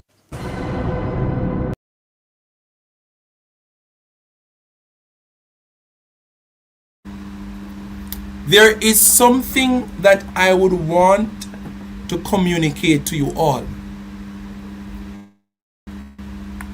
And I recognize that the labor rights, they are leaving out this little bit of information. Remember that the Member of Parliament, Tova Hamilton, said publicly that the people were not properly notified about the demolishing. We need to make a distinction. It is one thing for the people to know that the land does not belong to them. We've established that. The lady a while ago makes it very clear. They're not oblivious to that. But it is a total different thing, ladies and gentlemen, when you don't tell the people that you are coming on X time, on X date, to do such and such a thing. That, ladies and gentlemen, is unlawful. When you look at the laws of the country governing how these things should operate, the people should have been properly notified about this particular operation. And it is the government that told us, because I see some of the bloggers saying that because PNP is saying that the government did not do anything, then who is Tova? Isn't Tova Hamilton a part of the government? Isn't ADPEM a part of the government? Well, I'm happy that you know that they're a part of the government, which is the reason why I am confused as to how the government, through Tova Hamilton, can tell us that the people were not properly notified about August 11th demolition, and everybody is sitting around and we are okay with that. Atova tell we.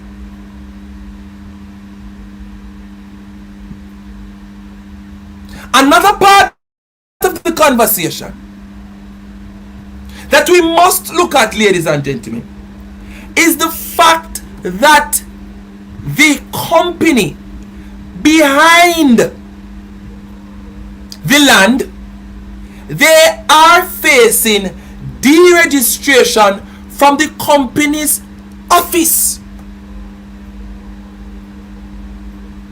because the name of the owner is not being revealed, or it is not being communicated. The company's office requires companies to maintain corporate filings, including beneficial ownership information. Failure to comply can result in the company being removed from the registrar. The COJ itself provides for removal of companies from its registrar, including statutory processes for removal.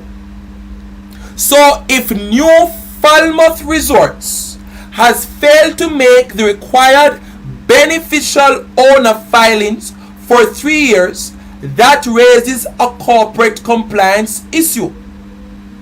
But ladies and gentlemen, this is where things are getting really interesting. Thank you for the 250 jewels. Thank you for the 1,000 jewels. Thank you for supporting the super chat tonight, ladies and gentlemen. The truth is, ladies and gentlemen, New Falmouth Resorts is going to come under significant scrutiny. Because how is it that this demolishing of people's houses could happen when the company behind the ownership of the land is facing these serious red flags? Am I to believe, ladies and gentlemen, because it could very well be, you know, that New Falmouth is going to be facing some serious questions, because the critical question is, what is the exact legal status of New Falmouth Resorts Limited at the moment? At the moment the demolition was carried out. That is what I need to know. That is what I need to know. It's not just whether or not they are facing deregistration. I want to know, ladies and gentlemen, what status, what legal status did New Falmouth Resorts Limited at the moment of the demolition had?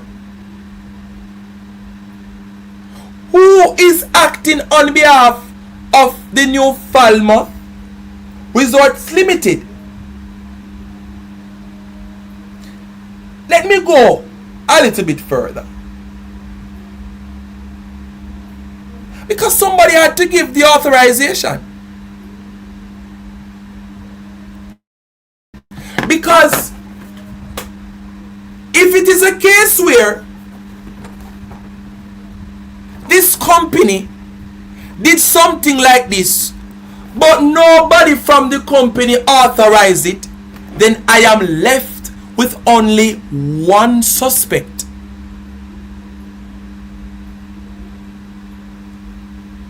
And the prime suspect for me is the state.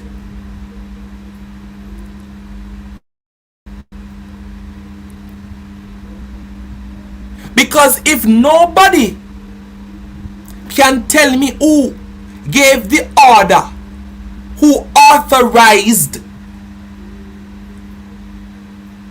this operation, nobody is willing to come out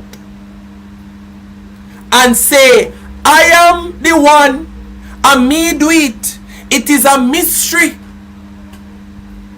But when I look at the operation, it was heavily state impacted. Then I am left with no other choice but to at least assume that the government authorized that operation. Somebody must have given the order. You cannot just simply, the police force cannot just get up and say, you know, so we're going to go by Cooper's Pen today and oversee or provide oversight of the demolition in Cooper's Pen, and that's how it work. Somebody must, Dave Wedderburn, somebody must have given the authority for them to be mobilized for this thing to happen. Thank you for the 10 jewels. But I'm going to read. If the company, ladies and gentlemen, is merely under notice or at risk of being struck off, that does not mean it has ceased to exist now, you know. But if it has actually been struck off the registrar, then we need to investigate the legal consequences very carefully. Because now we have to ask, ladies and gentlemen, who really and truly legally own the land? Who really and truly legally own the land? Who had the authority to enforce the judgment? Thank you for the 10 jewels. Who instructed the bailiff?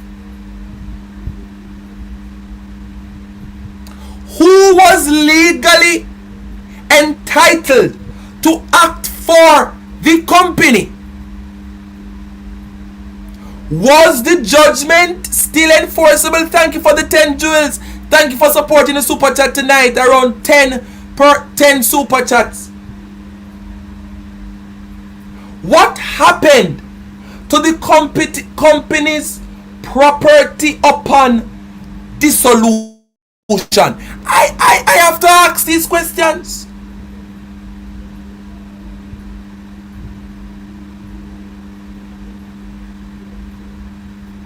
Is it a case where, ladies and gentlemen, if the company becomes deregistered because there is no owner being identified, will the land go back or go to the government?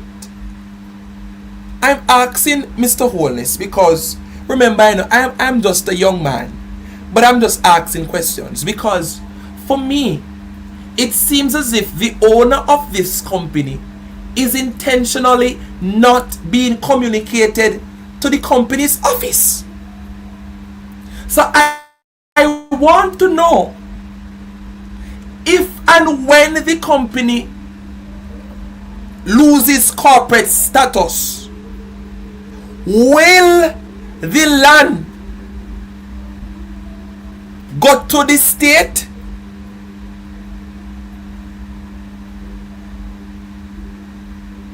The bailiff needs to talk. Bailiff! Bailiff! You need to come and talk.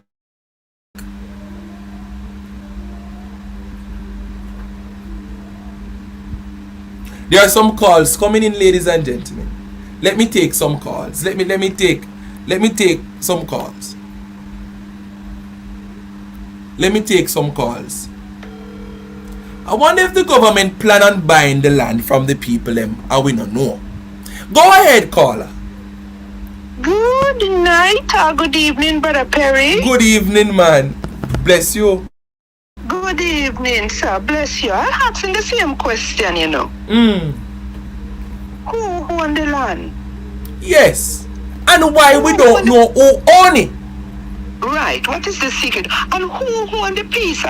Is that a resort across from where they bulldozer down the people? Who own that? And when you asked this question from the other day when I heard this thing, now, Brother Perry, something has come to me. And did that people get up and give out order? Did they get up and give out order for the bulldozer down place? Oh, I'm wondering. Blessing Sir Conrad in the chat. Yes, go ahead, caller. Yes. Yes, I'm thinking that it happened way back. And when you're talking about land grabbing, I don't know if you remember the story about the woman that died in St. Mary. That somebody name, now call nobody name. Somebody name appeared on the woman land title. So you know, since a long time them a grab these lands. Them a claim land to the dead people. People dead and gone. And your name at upon somebody dead left land. Lord of mercy. And look at this now. These people that been, trying to, were dead and gone, now they're claiming their land. Because now they're not here to talk about it. They're not there to do nothing. So now they can say the state or the whatever, the government take the land because there's no rightful owner. And, this is what is happening. This is what is happening, Brother Perry, because now, think about it. We have family in Jamaica and property and stuff. And if all of us are siblings die out, this is what would really happen to our property because we are not there to talk about it anymore. So whosoever come after us, if they don't know, or whosoever live on the property, if they don't know, then who gonna come fight for the land? Not the government? Lord of mercy, caller. You hot water this now, The government will come say, oh well, all of the family members, the children, them dead and gone. And even if you're a grandpitney, you don't have no rights on the property because you don't have nothing in your hand for it. So we are going to take you out and we are going to push you off of the property. Can you imagine that, Brother Perry? And these are the things Lord of mercy. This is why this thing is so deep. It is so deep because these people that live on that property, They maybe have their mother and father who was living there before, and they leave them on the property. And now they get bulldozed and leave them out stranded. Sad. Because they don't have the rightful document in their hand. So this situation is very, very deep, and everybody drawing out of it because they don't want a lawsuit, but then could have fly high and then could have fly low. Them are go get in a brother Perry. Yes. So make them run and hide. You know, brother Perry, this is like, let me go quickly and let you carry on. You know, them coming like a the dog them. We go underneath the cellar. We go lap up when they do them wrong, and they don't want to be chastised. Then go under the cellar and then keep quiet and go sleep. You see, all them people who used to call the program and go on and I say, oh, this.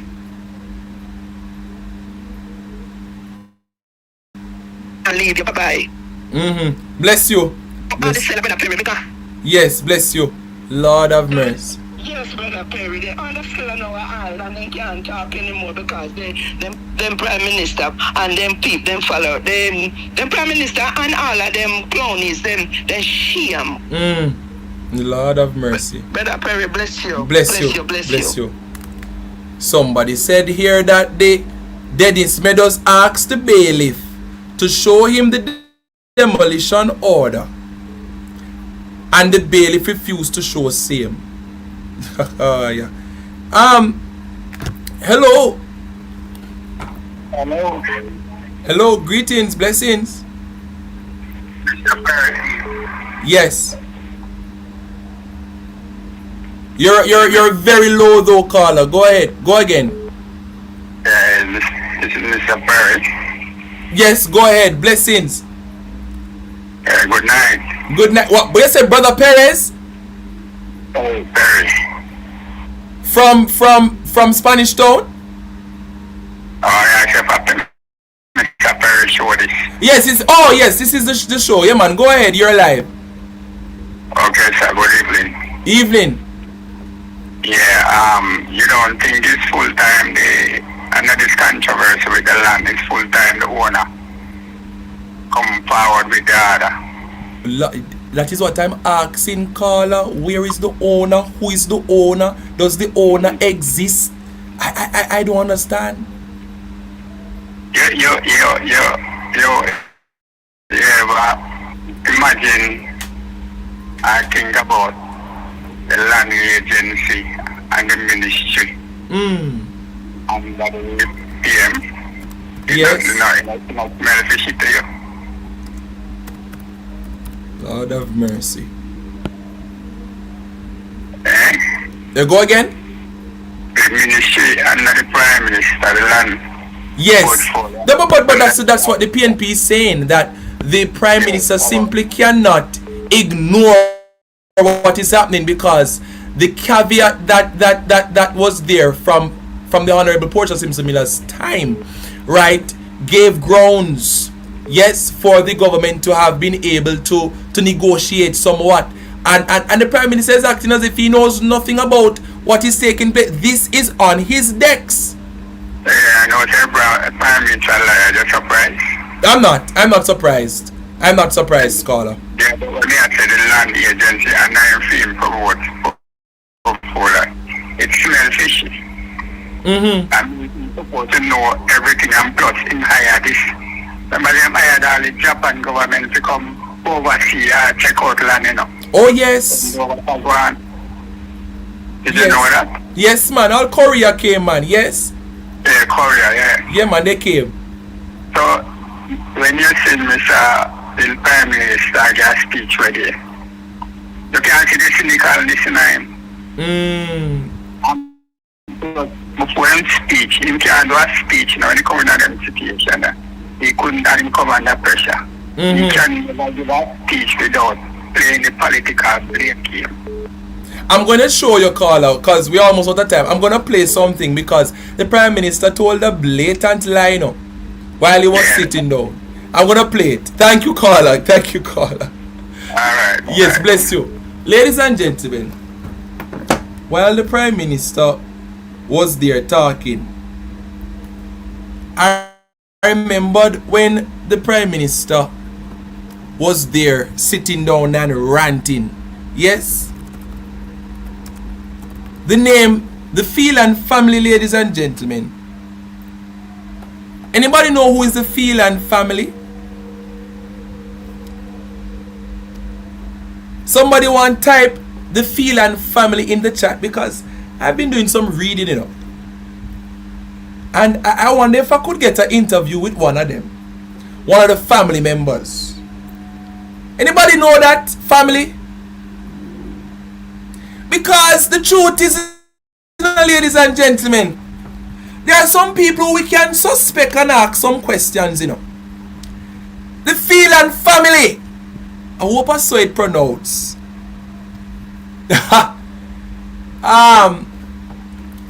The truth is, ladies and gentlemen, the Phelan family from Texas is the private ownership group behind the New Falmouth Resorts Limited. The company at the center of the recent, highly controversial August 2026 pre-dawn demolition of homes in Cooper's Pen, Trelawney, Jamaica. The family originally established the corporate entity that holds the registered title to the lands, frequently referred to as Orange Grove, triggering a multi-decade legal battle over land ownership and displacement. You know, my antennas went up, you see, and maybe I cannot talk everything tonight. I have to be very careful, ladies and gentlemen. I have to be very careful tonight. I have to be very careful.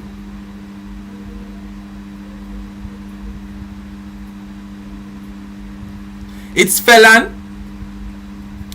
I have to be very careful, because these are some very dangerous waters.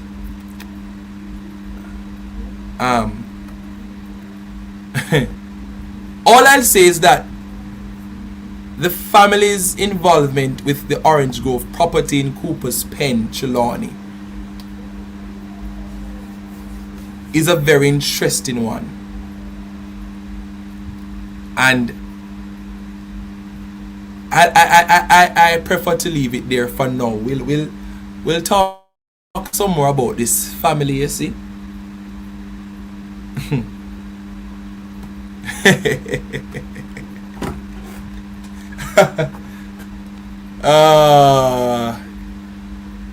You know, this is a very serious. Hold on, let me take my friend's call. Go ahead, my friend. Bless you. Blessings, brother Perry. Blessings, long time. Listen to me, man. Yes. Let me tell you something. You see this prime minister what we have. I said that long time. I tell you, there is nothing honorable about this man anymore. This man that we have in Jamaica, Sir Prime Minister, there is nothing about the man that is honorable no after this. You are going to tell me the man lead a coup. Is a coup the man lead for the people that know? Yes, remember, yes. Look, you remember in the hurricane when Magwali used to go down Westmoreland. You remember Magwali said he couldn't get a helicopter because the Prime Minister never signed the helicopter over to him. Yes, I remember that. Yes. Then Brother Perry, we have Area 1 police. We have helicopter over. Then who in charge of the police? No, the government. Oh yes. Then Brother Perry, then you know, maybe hard cry. We see the lady sit down under the tree and the lady say, Lord, we know you're not the Prime Minister, we know you know, I know you don't know about it, but we just want to see your face. And we say, look on the woman and call the abuser. Look on the woman and call the abuser. The man will lead the coup. It's a coup. The Prime Minister like for the people, you know? Jesus Christ, Brother Perry, terrible. Brother Perry, when remember slavery when they with the man, them take out the man, them out of the house and left the woman. What a wicked government. My God. No, Brother Perry, I know this is a Prime Minister, the Prime Minister, you know. You're going to tell me a coup helicopter in the sky. No, nobody don't know about it. Two of them don't know about the Prime Minister, don't know about it. I just police, I just a private. Then that means that the private sector, that the private man in the country, man. That me I say. If we have a police, listen to me, man. The Prime Minister lead a coup on the people, them. And me glad the king in the parliament when he talk about it. But you see, God always have witness somewhere, you know. God always have witness. This Prime Minister what we have, this Michael Wallace, is a wicked treacherous devil. You hear me say? When you look by the Perry, they look how the time hot, you put them on a tent. Then tent with them the heat and you hold your malice down there. Lord have mercy. No toilet, no down there, no caller, no toilet, no down there. No toilet, no there. Remember people in the middle of their house. Yes. And you send people come mash up it. And the problem is the man draw himself out of it. And a lot of fools believe him, you know. A lot of fools that believe him saying no nothing about it. Helicopter in a year and everything, but the Prime Minister know nothing about it. The Prime Minister to go to prison. And this is why we have another investigation, because the country could have better. And the thief is when a country man in parliament here and they have thief up the money. That's why the people have here squat. And let me tell you something, maybe the Prime Minister squatted to, you know, because when you see the talk with them, I show you up Beverly Hills, this piece of land side of him. You can't, it leads straight to the Prime Minister system. I don't think that Prime Minister by that piece of land may have the man jump on. I think this Prime Minister is the biggest squatter in Jamaica. I call Jamaican people squatter, but like with a Perry. Bless you, good night. Ladies and gentlemen, listen to this. The Prime Minister was ranting. And the Prime Minister said something, ladies and gentlemen. And I'm saying, what is it that the Prime Minister just said a while ago? Listen to this. The solution can't be, which has been promoted by politicians in the past, which is just to have a piece of land, hold on. And then afterwards we come and correct it. That's the genesis of this problem. That's the history that has repeated, that has gotten us here. The politicians who are talking now, they are a part of that problem. They were the ones who winked at people and told them, go and occupy the land, and then afterwards we correct it. I can swear here that I am not a part of that. I wasn't born when those things were going on. I was a little boy. You weren't born when those things were going on. You were a little boy. What him say? What him say? Go and occupy the land, and then afterwards we correct it. I can swear here that I am not a part of that. I wasn't born when those things were going on. I was a little boy. You weren't born when those things were going on. You were a little boy. Mr. Prime Minister, what you say? What you... And if the enemy are fire, you can't stand up like stooge. You can't go on like a fool. You have to fire back. Somebody load up and say, pop, pop, pop, pop, pop.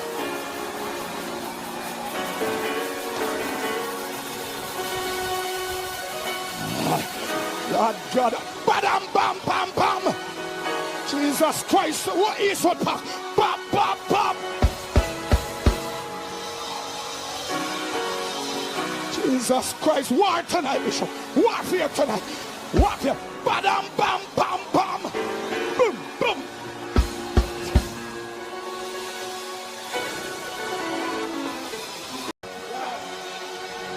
Aim.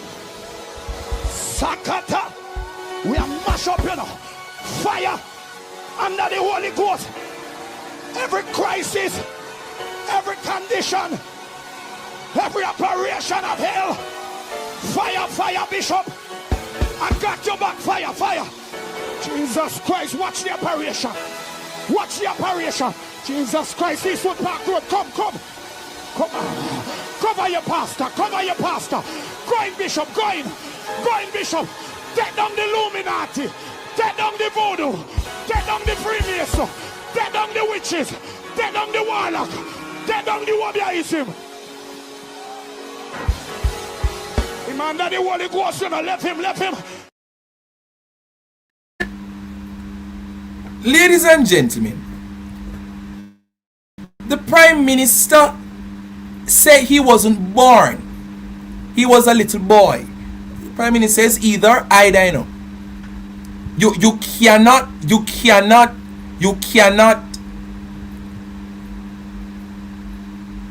can never born, but you're a little boy. But you see, when people under pressure, ladies and gentlemen,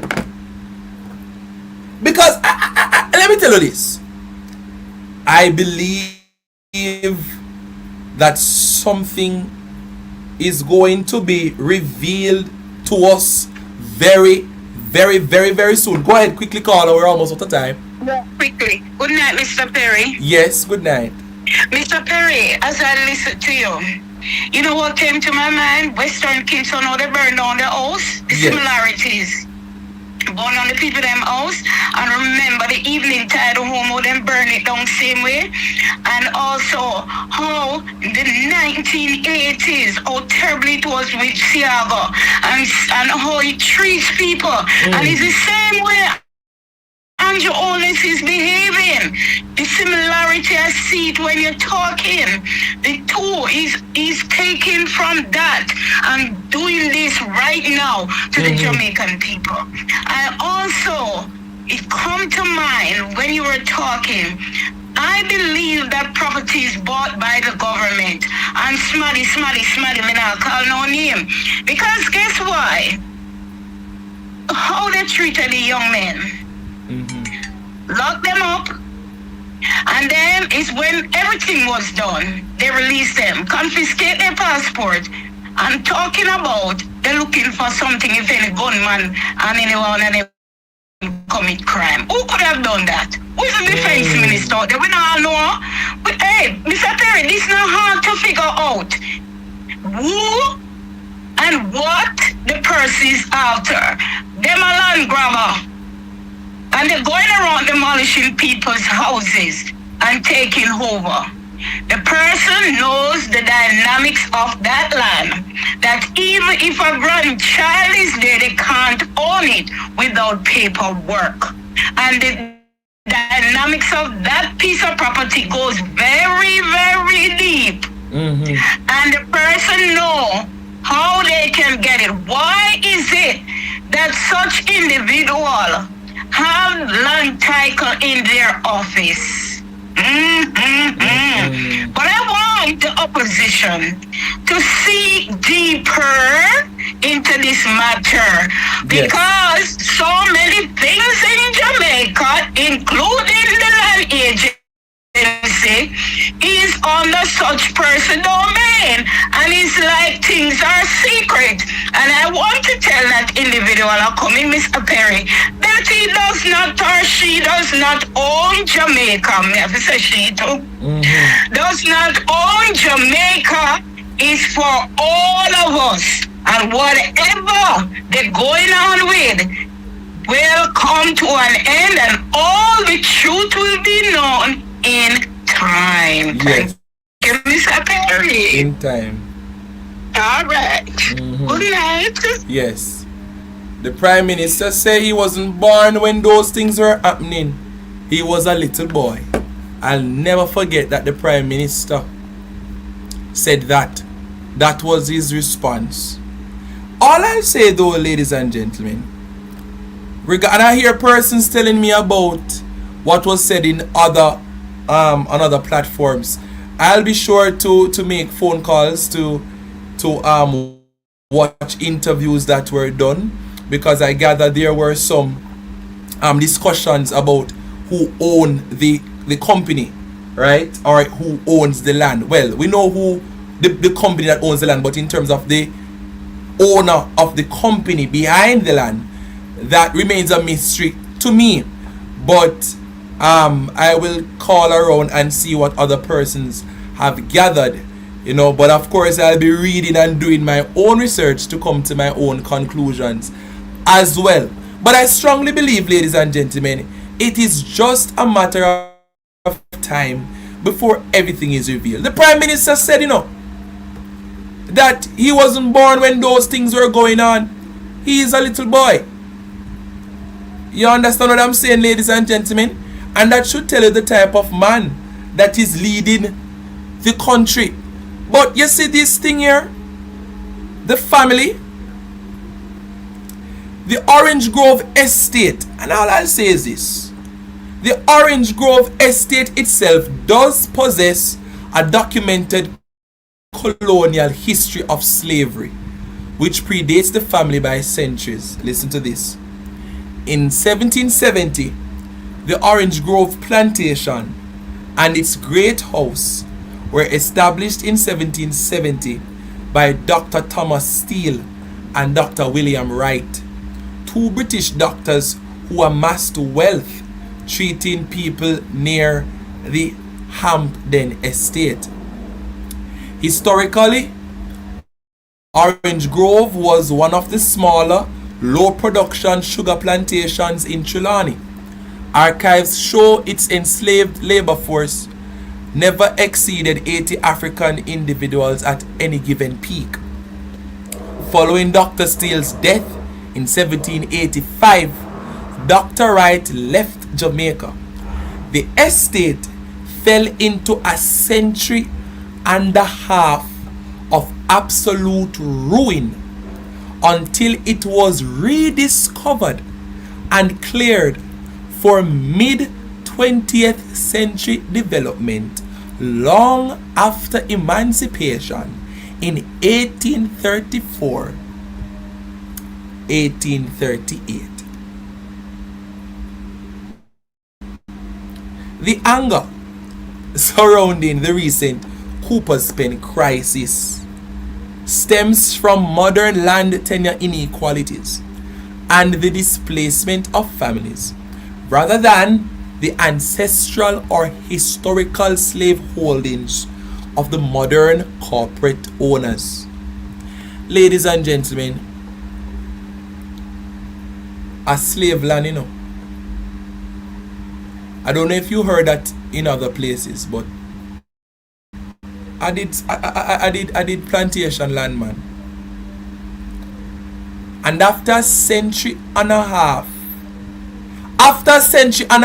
for a century and a half, nobody, the people who did originally own the land, Dr. Thomas. After Dr. Thomas, them dead leave the property. A century and a half, the land was in ruin. Somebody came and rediscovered the land.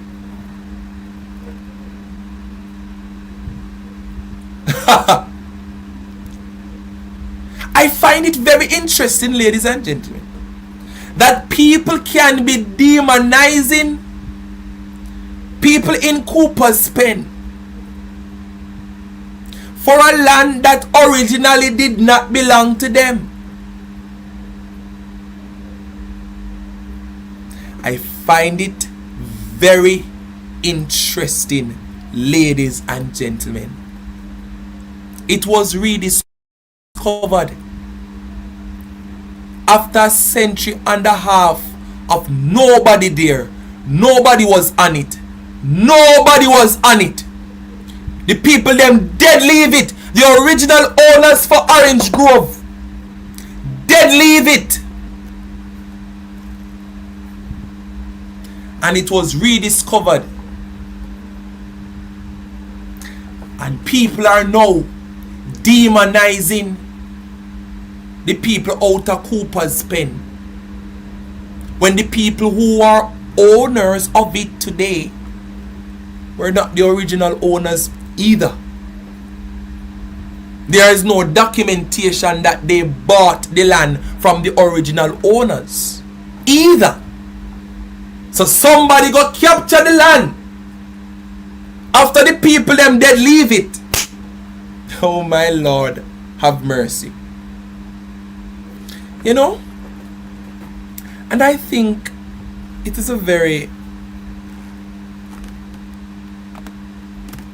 I think this is a very important conversation. I am happy that we're having this conversation tonight. I'm happy that we're having the conversation tonight. The transition of the Orange Grove property from a dormant historical estate into a modern corporate asset began in the mid-20th century. I found this information very interesting. Remember, you know, the people them dead leave the estate.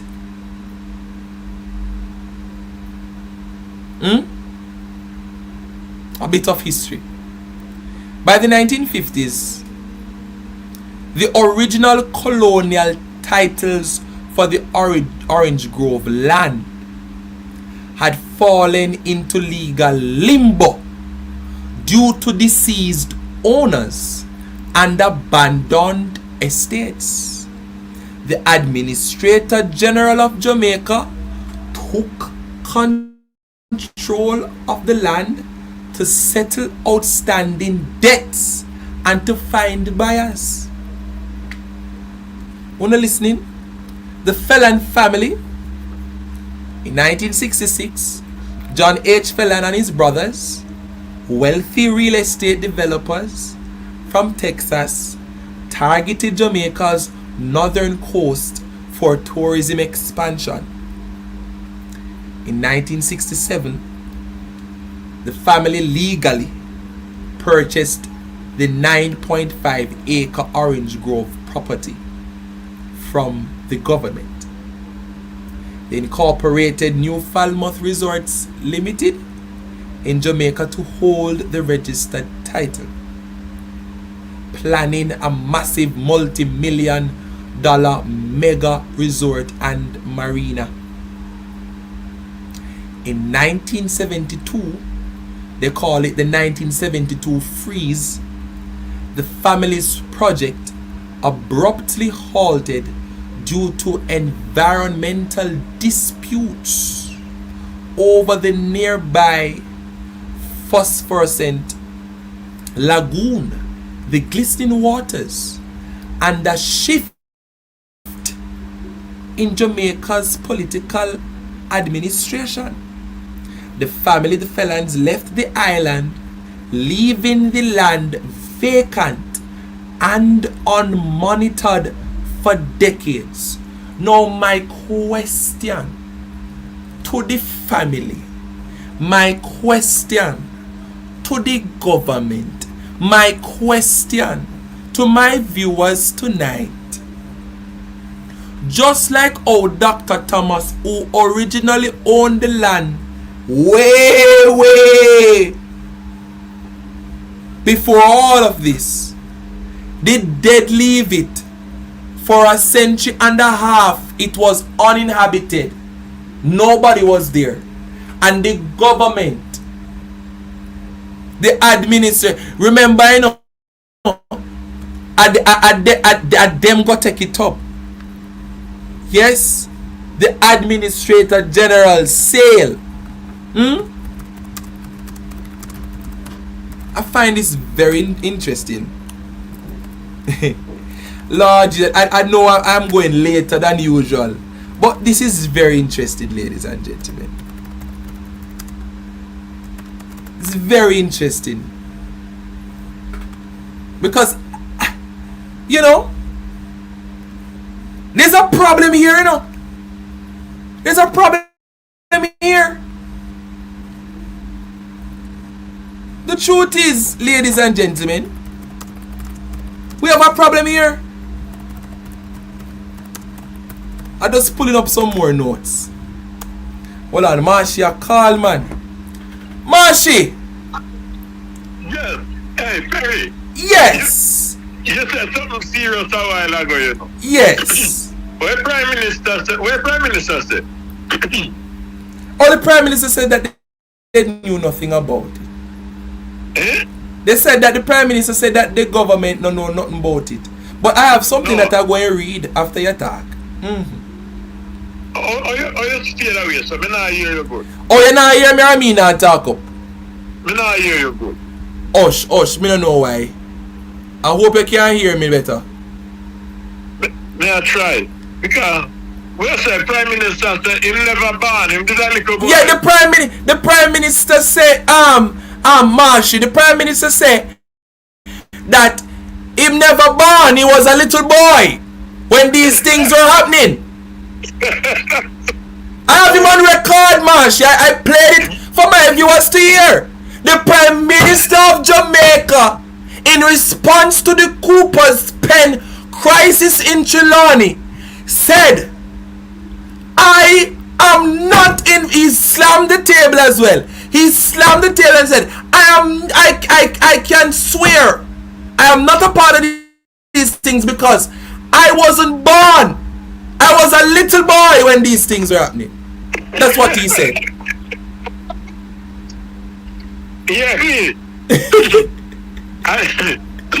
you remember that in did say, if you want to fall asleep unless your door open and wake up the next morning and still be alive. Yeah. You know what PTSD. Yeah. And in this case, he was a little boy. He never born. Him never born. He was just a little boy. Him never born. That is the Prime Minister of Jamaica. That is the Prime Minister. Good night. Good night. Lord of mercy. I tell you, you know.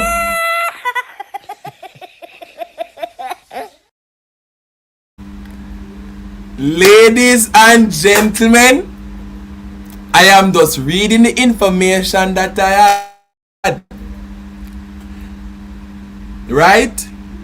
In 1967, the land sale, Prime Minister Hugh Shearer, you alright?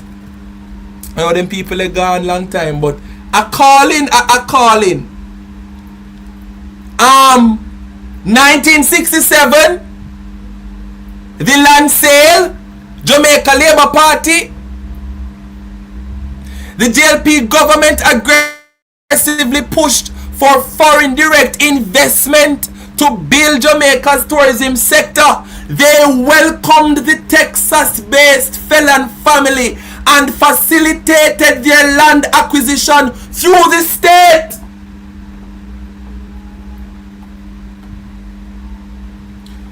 Why them not talk about 1967?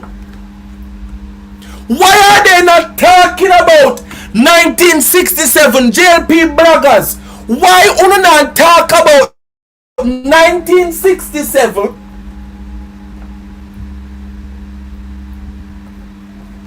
You know, say I'm going to end the show though, because I can't bother with the labor rights and the misinformation. No, it makes sense. 11 more likes till we reach 600. The Felon family and the Jamaica Labour Party seems to be very acquainted, man. 1967. Prime Minister Hugh Shearer. My notes say that the JLP government welcomed the Texas-based family. Because the JLP government at the time, they were aggressively pushing for foreign direct investment to build Jamaica's tourism infrastructure. I don't hear nobody talk about this. I wonder, ladies and gentlemen, I wonder if we can really and truly trust the Jamaica Labour Party. The last call for tonight. Sir C, go ahead, man. Yeah, man, I know you're going to end now, and thing is very interesting. But guess what I want to say, and I'm getting now.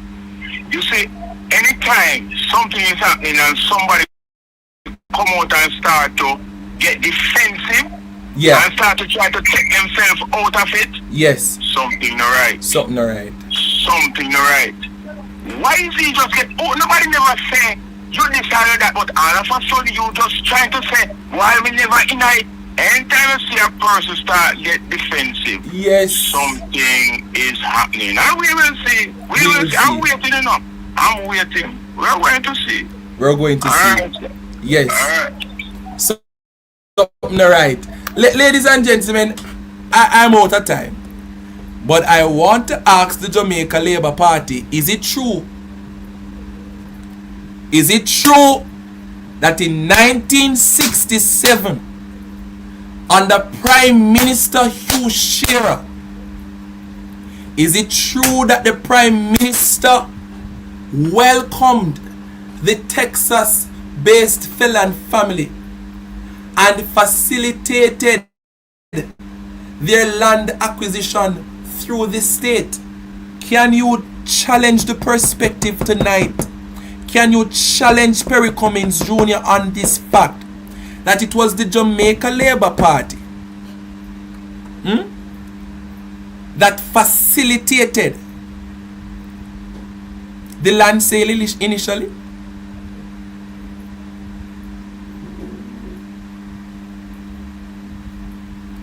Ladies and gentlemen, I'm out of time.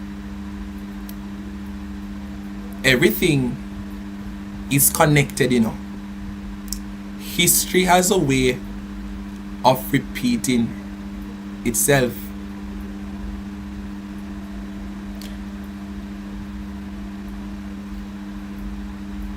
Greek Jamaica, we have some questions that we're going to have to answer. I believe there is a syndicate, because what is out there, Greek Jamaica, you know, are just some names floating around and names floating around. But in 1967, the Phelan family was welcomed by Prime Minister Hugh Shearer, who facilitated the land sale to the family. Them can't say a lie, me a tell. Tell me say a lie, me a tell. Tell me say a sue me. Tell me say a lie, me a tell. It happened. They don't want to talk about that. So you hear them talk about a PJ, a PJ, a PJ. Go back, go back, go back. Tonight we went way back to the Tainors. Because I don't believe in leaving out bits of history. Tonight we went right back to the Tainors, the first settlers, and we worked our way right up. So everybody, one whole heap of confusion. What a piece of judgment, ladies and gentlemen. I challenge you, ladies and gentlemen, look it up yourself. Prime Minister Hugh Shearer, 1967.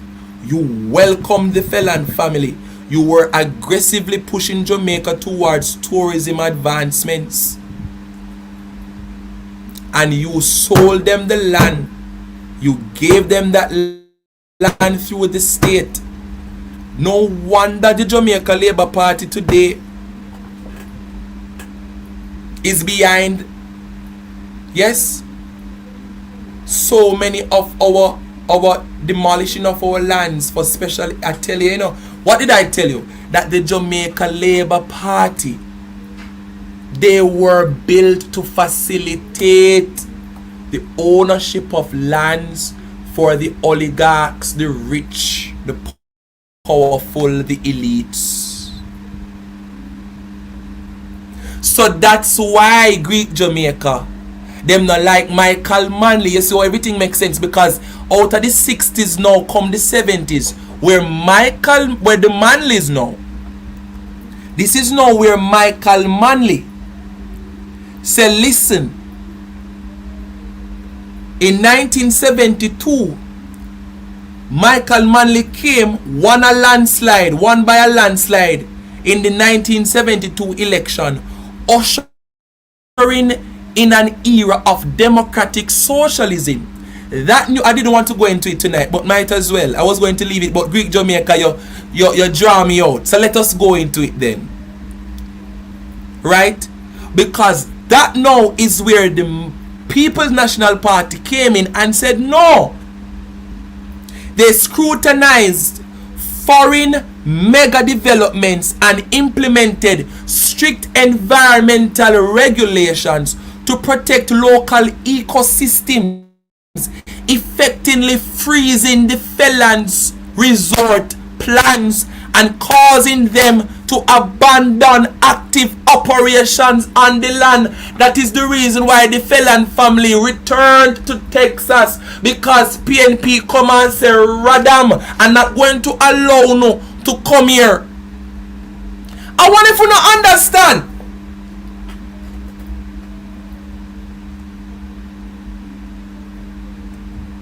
Maybe it's too much for one night, eh? It's too much for one night. Ladies and gentlemen. Oh, you know, say it's true. I own some time. I own some time for true. I own some time.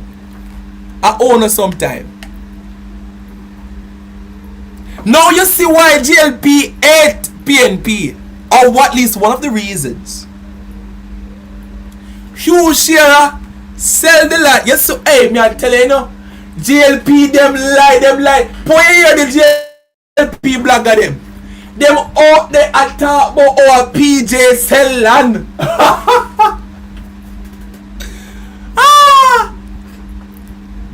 Them not talk about 19. Them not talk about 1967 when Hugh Shearer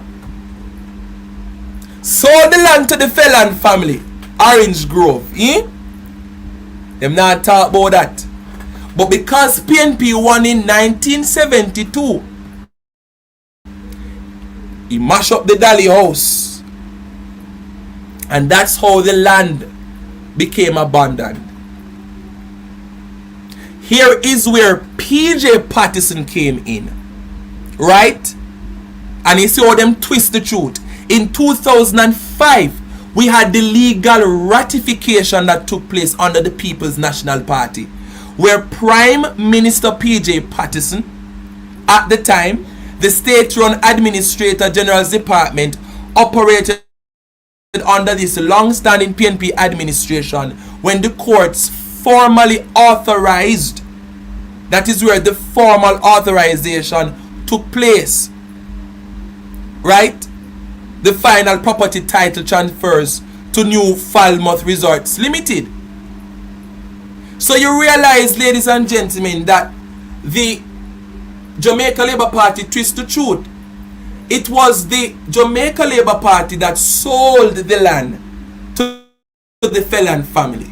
What PJ Patterson really did was just to formalize the titling.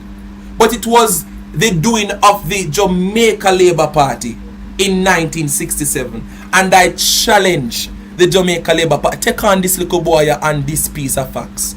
I challenge any senator. I challenge any JLP blogger. I challenge Marlon Morgan. I challenge the Prime Minister of this country to tell me that what I said tonight is not true.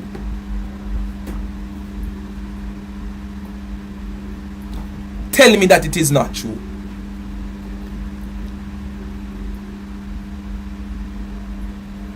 Ladies and gentlemen, the Jamaica Labour Party is very close to this piece of land.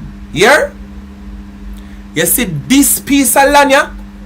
The Jamaica Labour Party is very close to it. When you see police, when you see helicopter under an Andrew Wallace administration, you know, under the Andrew Wallace under the JLP Andrew Wallace administration,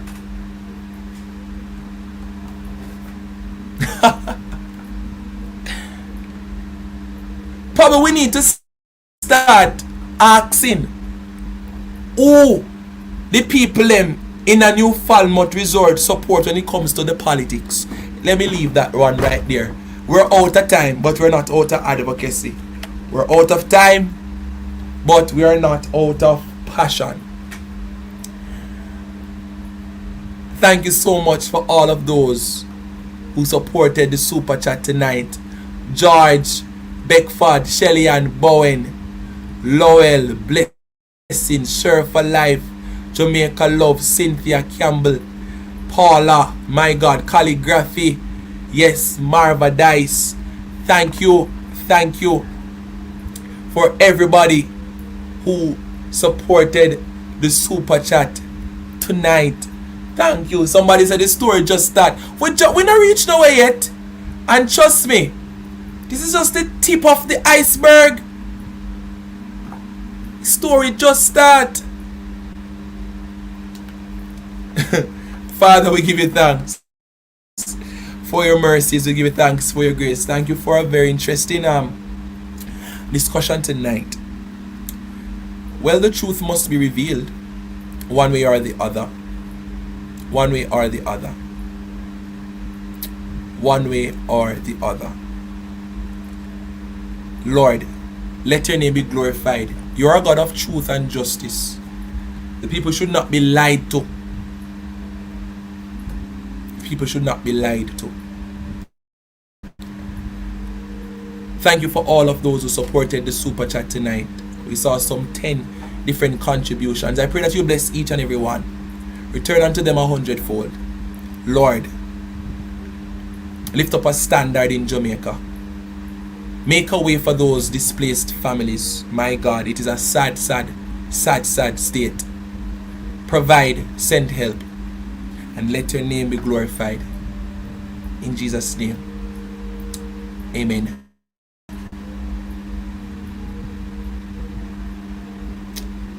Thank you, ladies and gentlemen, for being a lovely audience tonight.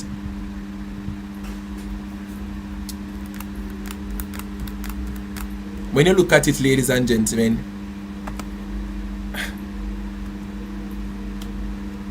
I don't believe in coincidences. That's all I'll say. And I've always said this. Don't believe. Everything makes sense when you really look at it. Stay blessed.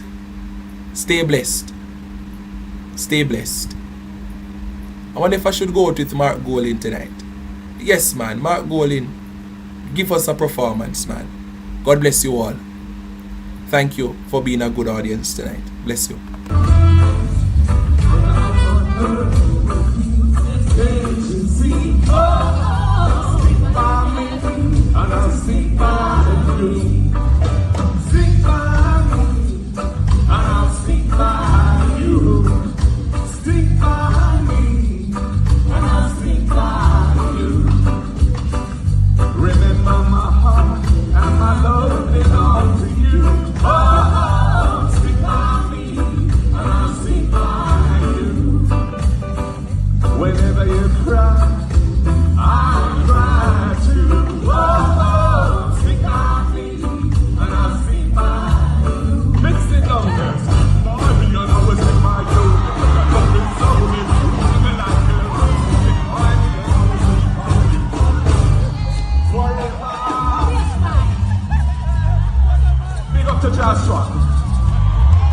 I've been trying this long time, still I can't make it. Everything I try to do, it seems to go wrong. Seems like I've done something wrong. Why they're trying to keep me down. Oh God bless, no one hurt. Ain't got a lot of words, but I must come one day.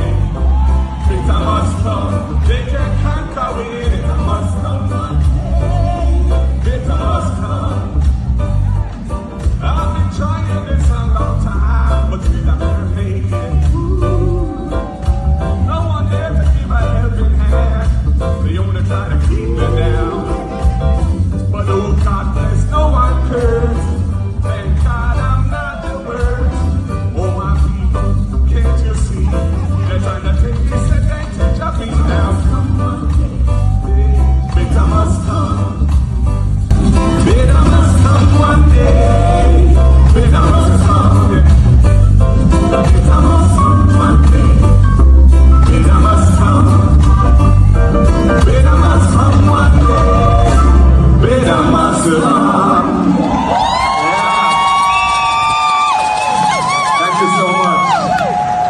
And just to close out this short set, I want to do a special dedication to two of Jamaica's great singer-songwriters.